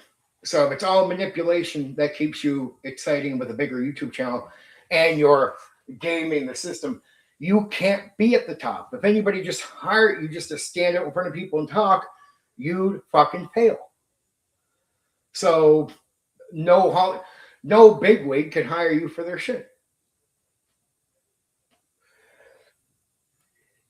And it's like, I always want to keep myself open with talent, because if there's ever somebody bigger up here that wants someone who can talk and talk in front of people and has real talent, well, if there's ever an opportunity, at least they'll know I have it.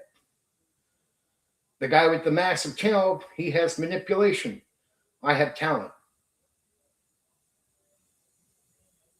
It's just a huge difference. Huge difference. Right? So it's like manipulation can't follow you around.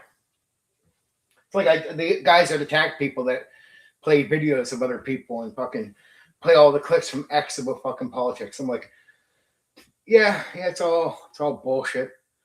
If I put you on the stage and said, talk, entertain people, you're done. You're fucking toast. You got nothing. You got nothing. You're bored. You bore me. You bore me. Look, when the most interesting thing on your fucking your show is the video that you're playing and not you responding to it, you got an issue. Your audience might be complaining about the guy talking in the video, but I mean, they could just go watch his video and complain in his comment section the same way. What's the difference?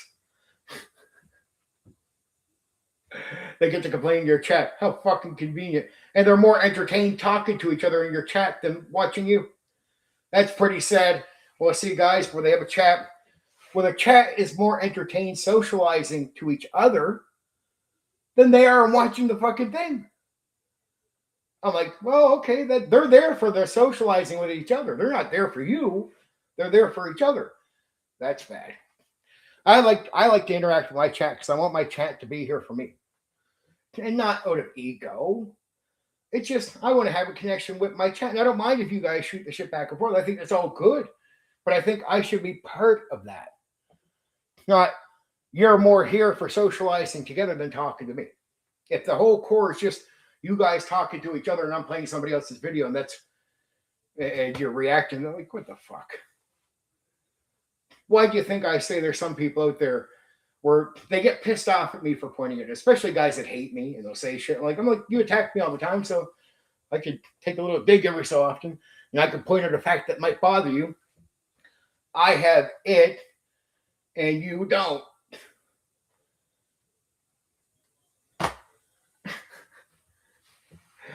It's your ego again, Steven. Calm the fuck down, boy. Calm the fuck down. I'm gonna calm myself down. Good to talk to myself. Calm myself down.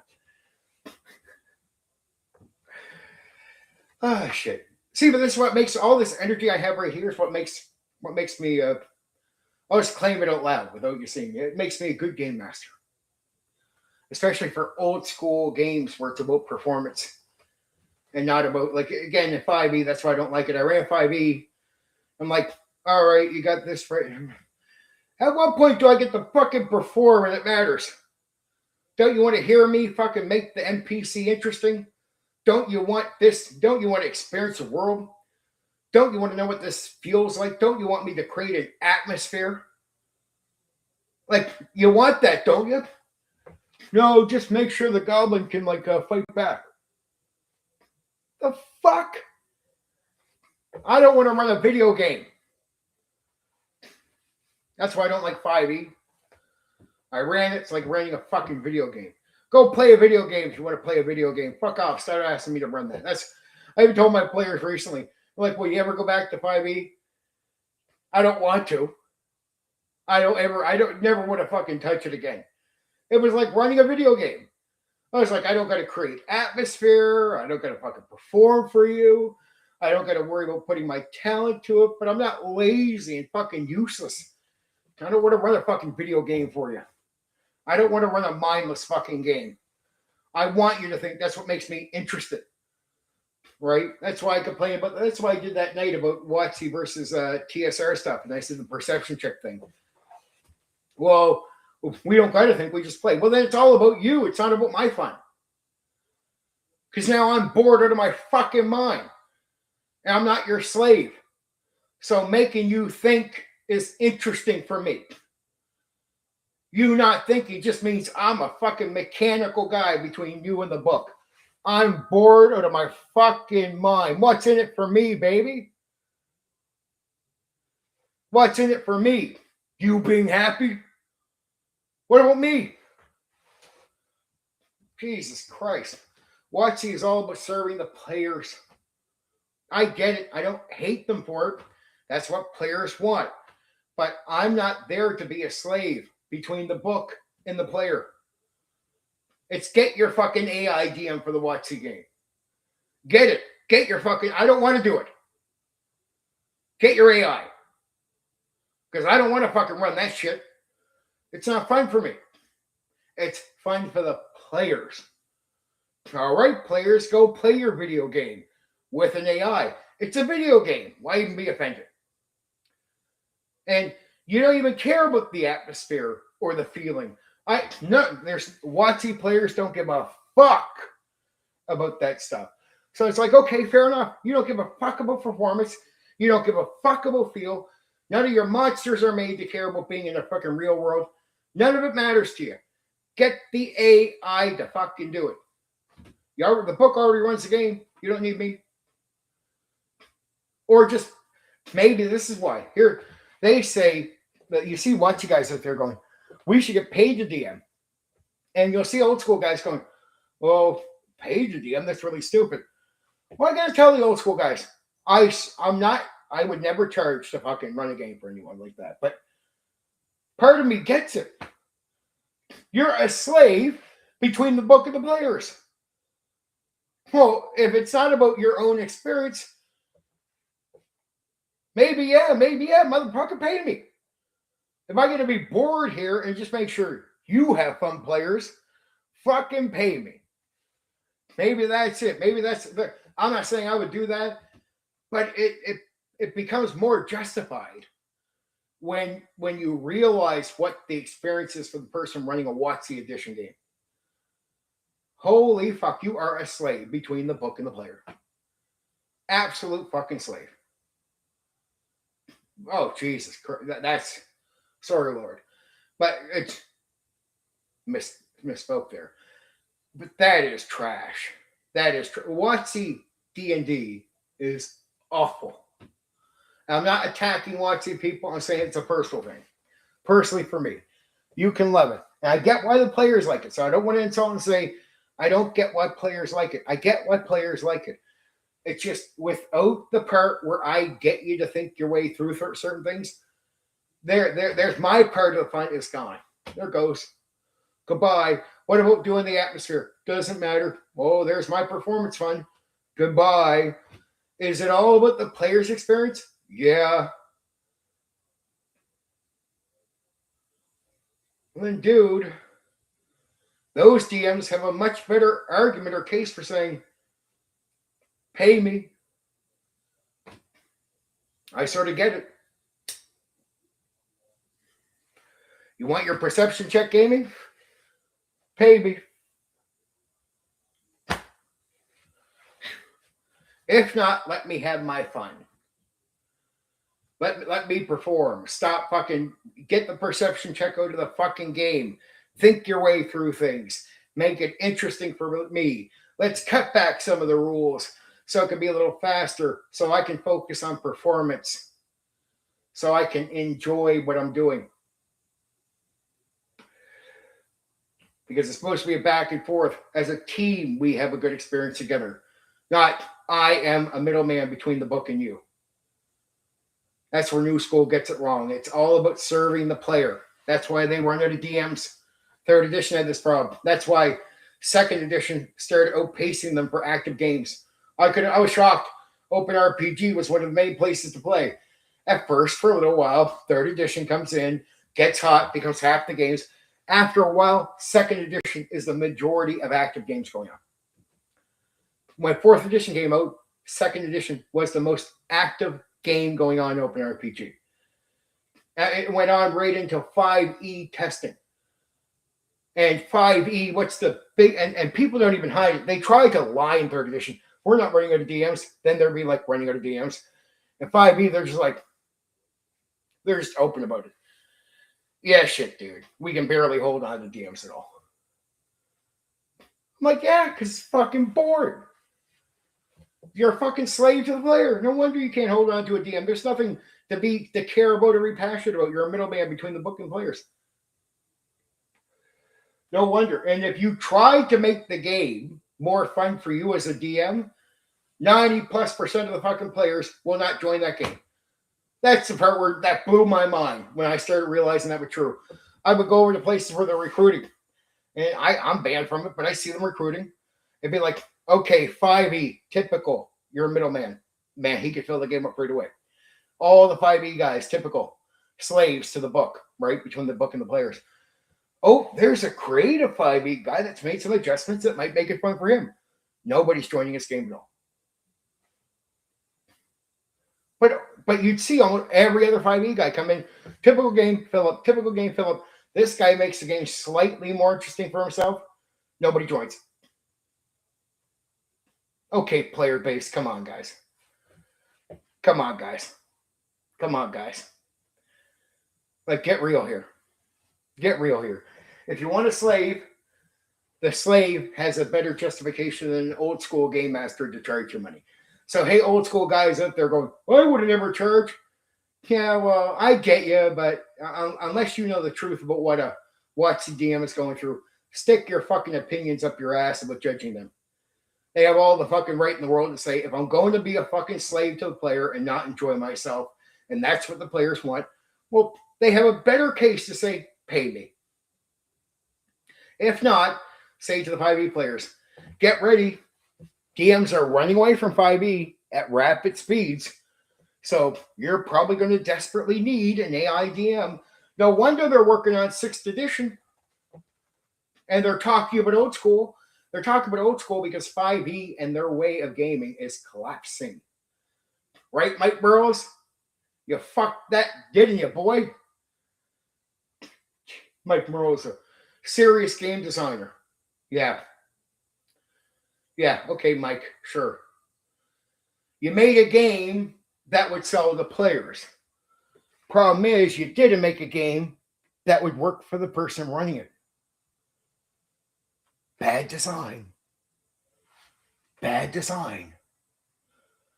You suck.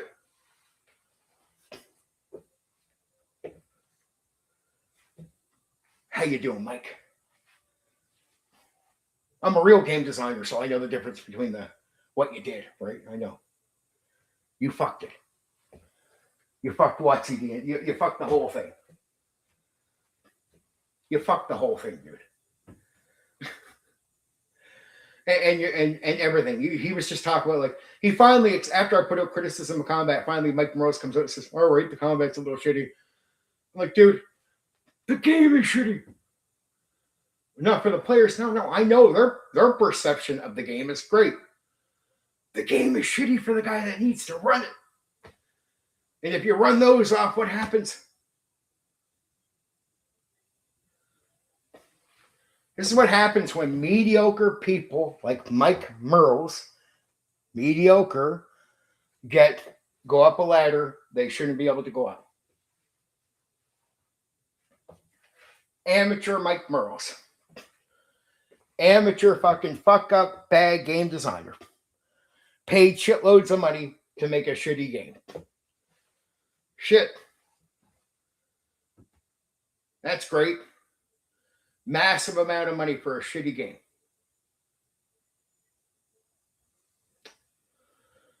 What a fucking life that is. Hey, you want to come make a shitty game and get paid shitloads of money from Hasbro and Wizards of the Coast? Sure, dude.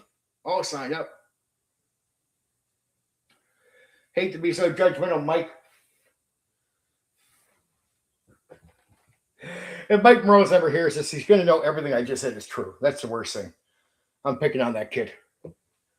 He's going to know everything I say is right. That's going to hurt his feelings.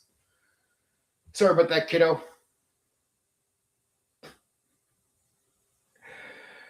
I know too much. I've done this for too long. I know. No wonder your game can't hold on to fucking DMs. That's your fucking... Your DM is your PlayStation, kiddo. You gave people a CD and you went, okay, we don't get enough of these for them to play it on. That's what you did. You need the PlayStation for the CD, kid. That's how that fucking works. Be glad Matt Mercer came around to give a show. He can keep most of the fucking players that don't have a game at least entertained. No wonder they talk about so many 5e people that don't play 5e but watch Matt Mercer.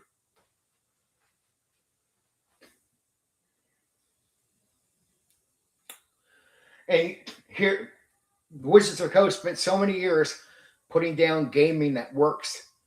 That's the stupidest thing that company did. We have a game that doesn't work that will flop in the long run. And we'll keep putting down game styles that do work. And then at one point, our dumbasses are going to realize, oh, shit. Did we say that sucked? Yeah.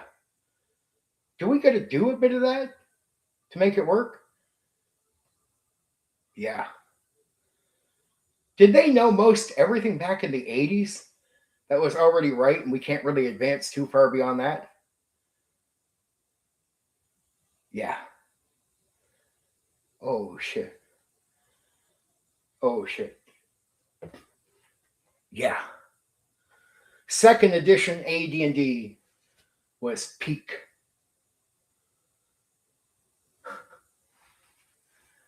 You needed some adjustments to that. That's all you had to adjust. You had to adjust it right. Not for the players, for everyone. And they shit the bed. Third edition flopped early. Remember, second edition was the longest lasting active edition ever from either company for D&D. It was actively publicly played for over 20 years. No edition of D&D before or since had that lifespan. It's meaning second edition outperformed AD&D 1, BECMI, OD&D, third edition, fourth edition, and fifth edition. Meaning if you hit peak, and that's the one that does it, you need to play with that, nothing else. And that doesn't mean you can't make changes, but you work from that one, not against that one. They found magic with second edition.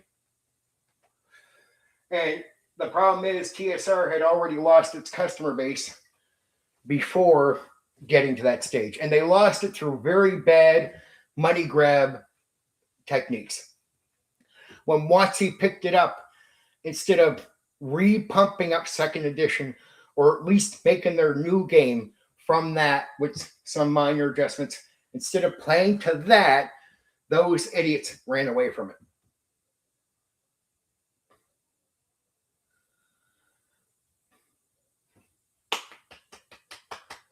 Champions, third edition flops. Pathfinder somewhat saves it with host rules, keeps D&D a little bit of heat off it while it works on 4E. 4E flops out of the fucking gate. 5E, well, we're excited for something new, lasts for a little while. Shit, where'd DMs go? Hey, Matt Mercer, can you save us like Pathfinder did for a while? Yeah, I'll entertain some people. And now they're just complete flop. Matt Mercer done. The game is fucking going nowhere. 2024, we'll continue with shit that didn't work. Well, there's a smart business move. Continue with shit that didn't work. Now they panic. They run it to do 6th edition. Hey, Wizards of the Coast, you should have talked to me.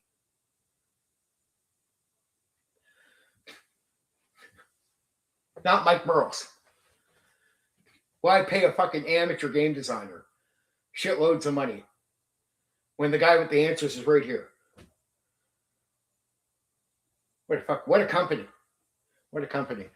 Stick to making cards, kid. That's what you're good at, I guess. And even that you're flopping on because of all your fucking identity politics shit, which is stupid.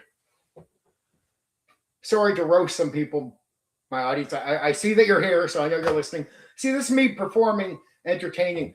I don't always need chat going on. I'm used to doing stage stuff. I know. When I'm on, people listen. I'm good. If they get bored, they fucking leave. That's how it works.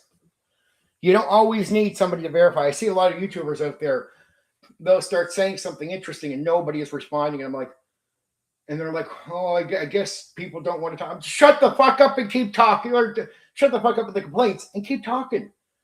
If you got 10 guys there and they're listening and they're not leaving, whatever you're doing, keep going. You're a YouTuber. You're not here to chit chat like on Discord. You are an entertainer. That's what you're meant to be. Keep entertaining. Sometimes people just want to sit back, sip their fucking drink, watch and listen, paint their miniature, do whatever the fuck it is they're doing. Not everybody who watches you. It's like, think about it. How many shows do you go watch where you'd be like, say I'm watching Blacklist. Imagine if the guys acting in Blacklist expected me, kept looking over. Is he chatting? No, just do the fucking show and watch it. Well, you're an entertainer. That's all, people. That's all you're doing here.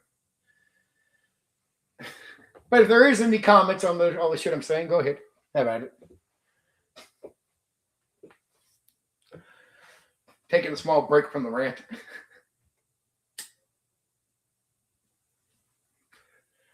Somebody heard me. I bet it's another fucking YouTuber left. Because I'm pointing that out. You need to be a performer. He's like, yeah, I'm a fucking Discord guy, like he says. I'm going to go run off. Sorry to hurt your feelings, kid.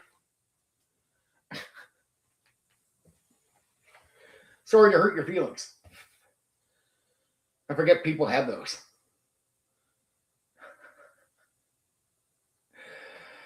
Oh, shit. Okay. We were almost at the done stage. I don't know. I never know. I say that. I look at the time. I know I got only so much time before I really do got to go, but doesn't mean I have to leave in fucking a few minutes here, but all really depends. I know some people are out there watching me that are fucking blocked. It's not my fault, kid. Next time, learn to fucking not lie. Especially guys. I remember like a month ago, I did the whole unblock people. I told them, I'm unblocking you. If you don't fucking bullshit again, you have an opportunity. What, fucking 90% of them? Here, let me lie again. And then even worse, after they bullshit, they'll hear a stream like that, this, and they'll actually want to chat with me. They'll actually have comments to say about what I'm saying and everything. I'm like, dude, you buried yourself. I don't know why you fucking did that. That was stupid. I usually don't give. I don't, and everyone knows me by now. That the rare chance that I ever unblock people, it's like a fucking miracle, right? If I give you that opportunity, it's like Jesus, fucking pull your head out of your ass. I don't give that opportunity to too many people in life. If you casually toss that away, well, you're fucked. Chances that you'll ever get that again is fucking just about zilch. Should have fucking took the moment I gave you.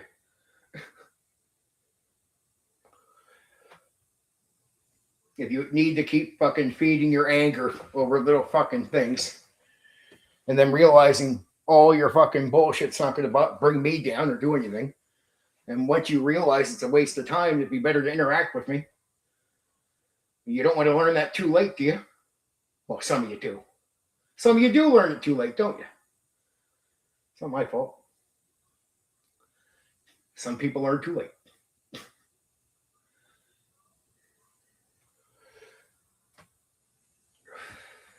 And they'll hear my attitude tonight. And some people get shocked when they hear me talk like this live.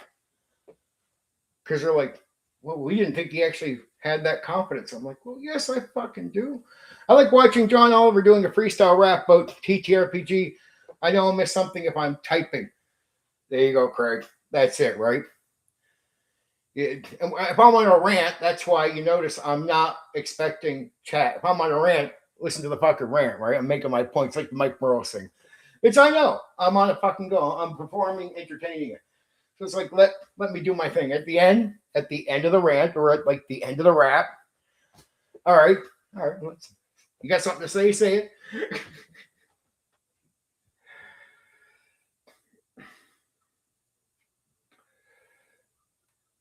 I don't know, just I think people got to start realizing I'm not who they think I am. So a lot of people get very weirded out. They're like, "Oh, he sucks.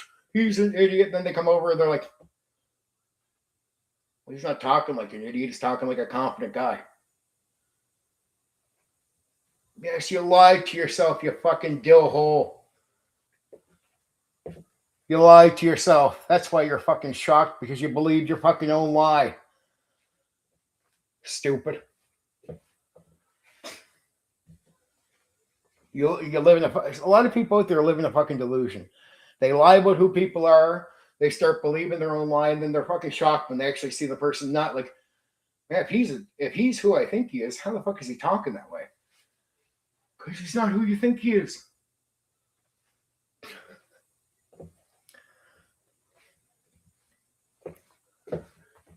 Also, some of you out there, stop like a fucking mediocre people.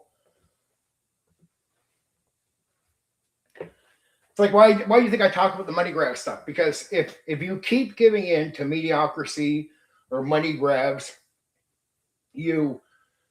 that's all you get back. And the worst thing is, here's the funny thing is, same guys who will do this will complain about AI slop. And I'm like, look, here's what weirds me out. You got different compartments in your mind. You seem to understand it when you get to AI. Like your principle there for AI should be applied to these other things. AI slop, you're right. If you give into it, you get more. Who? Genius. You give into the money grab, you get more. You give into the mediocre YouTuber, you get more.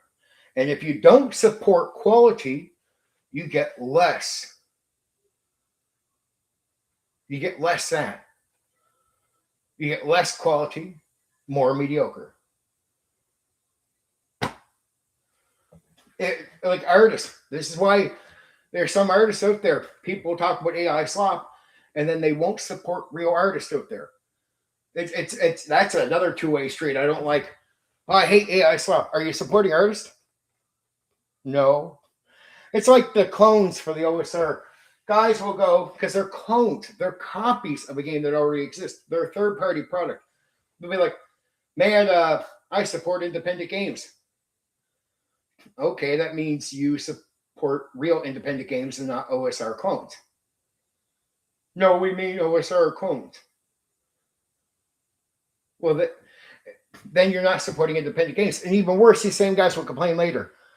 Well, there's so many clones out there. It'd be nice if there were some other games. Wait, have you been buying the OSR clones? Yeah. Were there opportunities for you to buy non-OSR clones? Well, yeah. Did you? Well, no. You get what you give. If you want more independent games, you got to give money to that market and make it seem like it's an actual market that attracts more people to make the games. If your money all goes to OSR clones and then you piss and moan about OSR clones 2 years later, but you bought them,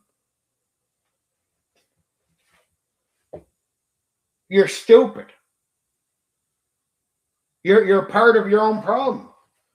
You're bitching about a problem you created, or part of a group of people that created the issue.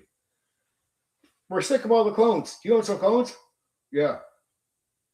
How many new independent games do you own? Because there's been some. Well, I really don't have one. Or even worse, living in the delusion of constantly saying, I support independent games. Do you only buy clones? Yeah. Well, dude, that's not an independent game. That's a clone. TSR would make actual non-clone games. Like they make D&D and then Top Secret. Right? You want Top Secret. Using that as an example. You don't want, you know what I mean? Like another just OD&D game with a setting. Because that's all you're really... OSR clones are more like D&D with a different setting. That's all it is. The clones are settings. Think of them more like that than anything. It's Dungeons and Dragons with some alternative changes with a setting. That's all clone really is. It's not Top Secret. It's not Star Frontier. It's not a new game. Right? If you want new games, you don't put all your money to clones and then pretend clones are new games. You might not, like, guys who get mad at me. I'd say, I remember I put it in the videos, well, clones are a third-party product. They're like, we're mad at you. But here's the thing. You're going to realize I'm actually right. You might be mad, but I'm telling you the truth. If you want a new game, you can't just get D&D cloned with a different setting. that's all that fucking is. And you're going to complain about it. And the same people that you see complaining about the clones for D&D, most of them, not all, but most, are guys that bought clones. You're hypocrites. You're hypocrites. You support that which you complain about later. And then you complain about not new games. Well, dude, every time someone puts out a new game and they're on the low end, you have 50 million excuses as to why you don't buy it. But your excuses and not purchasing it means you create no market for the independent games. You inspire no new people to keep making them. They give up because they see you not purchasing shit. That's what happens. And even worse is the horror stories they see in public. When there's independent guys going out, hey, I made a game. Well, let's crucify his game. Or let's not support his game over here. And they're all public about it. If you see people out there, why do you think they keep making the cheap money grab products? Because they see you crucifying real independent games. And it's for the public to see. It's for the public to see. So a guy who might say, I want to make an independent, oh shit. Oh shit, maybe I don't. Maybe I don't. Because you think anybody makes games to make no money at all? Like, you got to be real, guys. We're all here to try to make something. Don't do clones. Do OSR adventure modules. A really badass adventure will sell better than a clone. Enough retro clones. Yeah, and even the adventures you don't need if you know the sandbox. There's another money grab thing. I get what you're saying. I get you're on board. But my recent thing about the sandboxing is all modules are made from simple sandbox beginnings, meaning all DMs can make a simple sandbox beginning and develop entire adventures around them and their players. That's clones, money grab. Modules are money grabs. Settings are money grabs, right? That's all money grab. And I'm not against, I don't hate TSR for doing it, but that's what they did. It's like, that's why I like World of Darkness. World of Darkness, you go, now they got some expansions, and I get that, but they got vampires, and then they give you werewolves, a whole new game. Then they give you Magic, a whole new game. And at one point before modules, before adventures, when TSR wasn't doing money grab adventure modules and settings, because they're money grab, they're cheap money grabs, just being real. What were they doing before that? Top Secret, Pedal Throne. They were making games, separate games, not clones, not even because they weren't doing money grab. Plenium, no money grab. Teenage Mutant Ninja Turtles, Heroes Unlimited, Robotech. So what did TSR do at one point? It stopped doing new games for a period of time, did modules. What happened when module sales dropped? You get new games, Star Frontiers. You start getting new games. But as long as the customer keeps purchasing pre-made adventure modules, money grabs where the DM can make all his adventures himself with a real sandbox and not the redefined sandbox, because TSR did another cheap thing. They were doing their money grab adventures and they redefined actual sandbox into their modules. And it's like, no, dude, that's redefining. You're full of shit. Go back to any proper old school game like Traveler. It shows you how to do a sandbox, and making your own adventures from scratch is easy as breathing air. And it's actually better because then you get to tailor it to your players and their characters, the adventure, without buying a module. It's actually going to be better. You can make all the twists and turns at the end of your adventure. Boom, you got your own fucking module, right? But you could just do it with the sandbox. So I'm not picking. I get what you're saying, but even the adventures is a cheap money grab. No different than the clones. So that's what you got to realize. Settings. Setting can start with a city sandbox. You can make an entire setting. How do you think they made Greyhawk? Go back to how they made Greyhawk. It will blow your fucking mind. It starts with the city. The game testing is really just sandbox playing. And they build it as they're playing out the characters to expand the setting or to expand the place. So they start with something simple like the starting sandbox, and any DM can do this. And that's why TSR never wanted to really teach you properly after a certain point, because it was all money, right? Oh, I get it. But what's even a start? What's the starting point? If it's to make money, maybe. But if you have initially the money or the time or the art or whatever, make a game. Because if you get into the stage of making money off the money grab, guys have a hard time walking away from that. Then it's just all module money grabs. And here's the problem. What if a DM, game master, learns they can make all their own stuff with sandboxing? What do you think happened to me?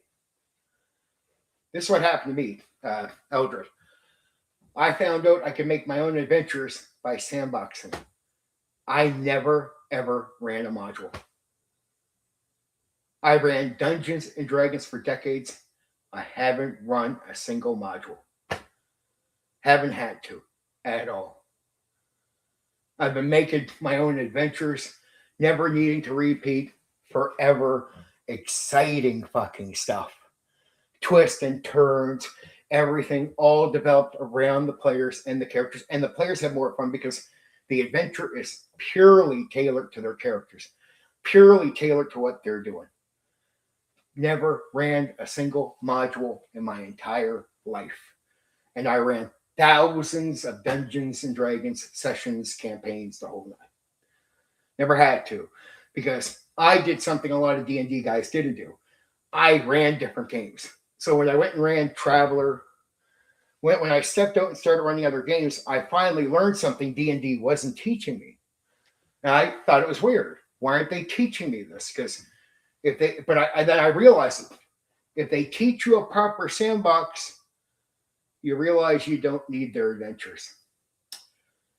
That's shitty for a money grab situation. You're playing money grab and suddenly one of the guys goes over, what's this, a sandbox?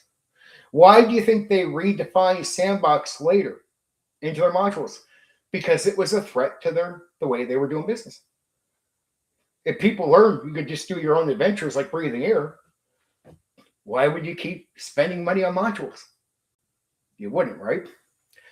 Oh, I just make modules just for the fun of it, but love the game. Until 5e, I always made my own worlds, own adventures. Look, I'm not against people being creative and making stuff off and on. Just I'll be real with you. I even said if you make modules and people are willing to buy them, that's capitalism. That's a market. That's, dude. I'm not even mad at TSR, but they were trying to do something that. Look at the OSR. The OSR is all individual people. You can't really start a company, right?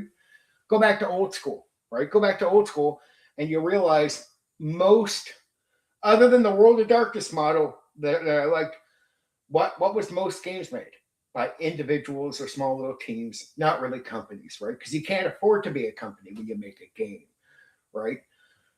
TSR or Gary and them wanted to make a company. But what would that mean? You have to continuously make product. You have to have an excuse to keep making products to make money. Their tournament play was the scam. I don't hate them for it. It's a way to turn it into a business so you can hire a staff. Without continuous money coming in, you can't have a company. So what happened with tournament play? Why did Gary write for the AD&D 1E home game? He never wrote. Go watch it. Go read the Dungeon Master Guide, and here's what will blow your mind. There's 2 different games for AD&D 1E. There's the normal home game where you do what you want. DM is king, right? And Gary makes that clear. He wrote for that game. That's the real game he's writing for. What does tournament play force on you? Raw. But what does that mean? It means the book is king. Raw means the book is king. The book overrules the DM. Rule lawyers for the first time. Rule lawyers that can disrupt the game for the first time through the concept of raw. Rules is written for tournament play. The book is king. What does Gary write in the thing? For tournament play, yes. But what did a lot of the old school AD&D 1E guys adopt? Confusingly, they adopted raw tournament play for at home. Though, if you realize there's 2 different games. There's a normal at-home game where the DM just does what he wants. And you'll actually figure this out if you actually read through it properly. You'll realize there's 2 different games on purpose. And it even says this, all like there's tournament play and there's at-home. It's actually clarified if you read through. A little confusing, but you'll realize it. And tournament play does what? It's not something Gary actually likes. Tournament play is to create modules. To start doing pre-made adventures. And at first, the concept isn't even achieved. This is going to be Eureka. He doesn't realize the scam is going to be through tournament play. But what's the point of tournament play? Just say you need a shop owner to be able to run D&D, but he's not really experienced. But he wants to run D&D. How would he run D&D for the customers to sell the game at a shop? Like, just say you wanted to hire someone. You wanted to hire someone to run D&D.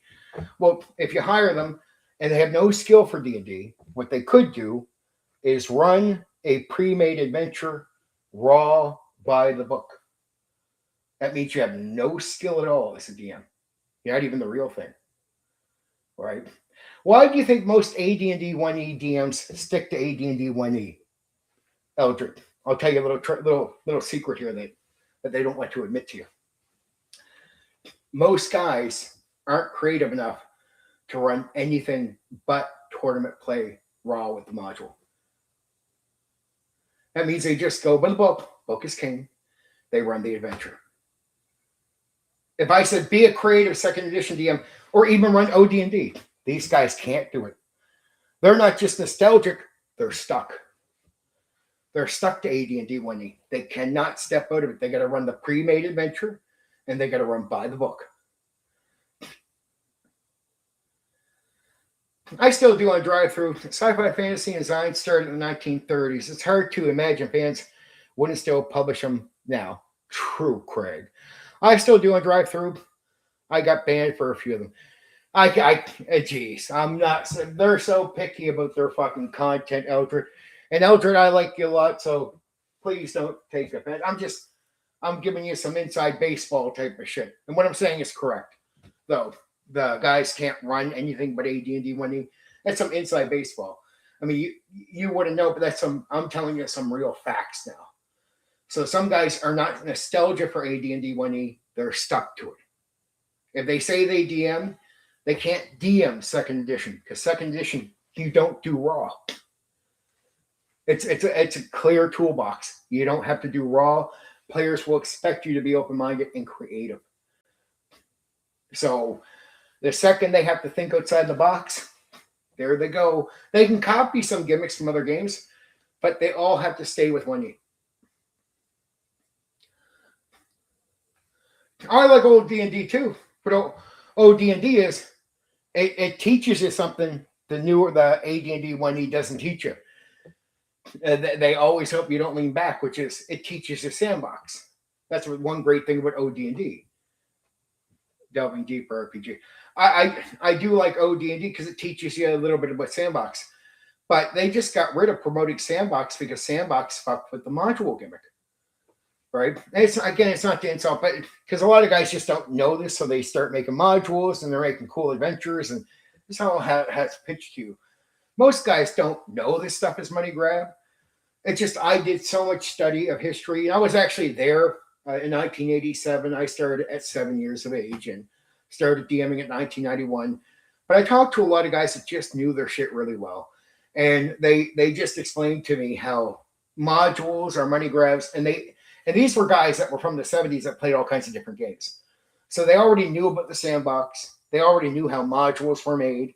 They knew how settings were made. And they were old timers that decided to pass that wisdom off onto me. Like, Steven, you don't got to run a module. Because my first DM never ran a module. And I said, oh, you don't do one of the adventures? He's like, no, we'll just do sandbox. Okay. Sure, whatever. And then later he explains to me why he does sandbox, which is because he's like, this is how they make the modules. I'm like, oh. I wasn't banned by drive-through at all. It was Rainbow OSR, collective bunch of commies. Yeah, I know. Those fruitcakes banned me from many OSR pages. Yeah, I don't. You want to know what? I tried to be neutral with those guys, and they blocked me. And they didn't ban me. Here's the weird thing: I joined the group Eldritch, and I would put up a post about old school, which is just neutral, but they had the bigot view, and so they would just block the post. They would just tell me, no, you can't put that post up. So wait, I do old school content. Yeah. You allow people to post their content on here. Yeah. I'm not allowed to post any old school content. Exactly. Well, then what the fuck? Why would you let me out if I only post old school content and you're a content posting site? Yeah. And I can't post any of my content, then aren't you just sort of like I'm part of the group, but you're still censoring me? How stupid is this? Well, if you know my reputation here, guys that are usually politically on our side ban me as well for nothing. For lies. Like fake receipts. Images that aren't even real receipts. Oh, it's a receipt of him trying to rip off somebody from a fucking gaming event online. It's an image. It's not a real receipt, dude. And I have haters that will probably make fake images. So why didn't you ask me about this in private? No, we all just, but guys were mad at me about gaming opinions. You can't freak out at me about gaming opinions. So as long as you can pretend I'm a bad person with an image that's not even a real receipt, then you could take the heat from hating me and get a little pump up. But then at one point, if you don't keep attacking me and your stream wasn't doing well, your stream starts going back down. Made my Zyme module sell like crash, though. Yeah. I had guys, when I put my games out, I had guys that had no time to read the games. I remember one guy in 24 hours, he put out a bad review. I'm like, the guy doesn't know the game at all. Totally lied. Next bad review. Lie. Next bad review. Lie. All right, dude. Okay, I get it.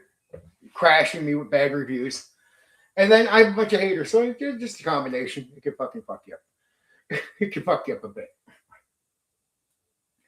It can fuck you up a bit. I had a lot of people turn on me. Oh, I hear you. But again, it's weird because a lot of guys on our side spent so much time lying about me that they treat me the same way the other side treats me, like in that zone. So you're getting treated by certain guys that treated me the same way.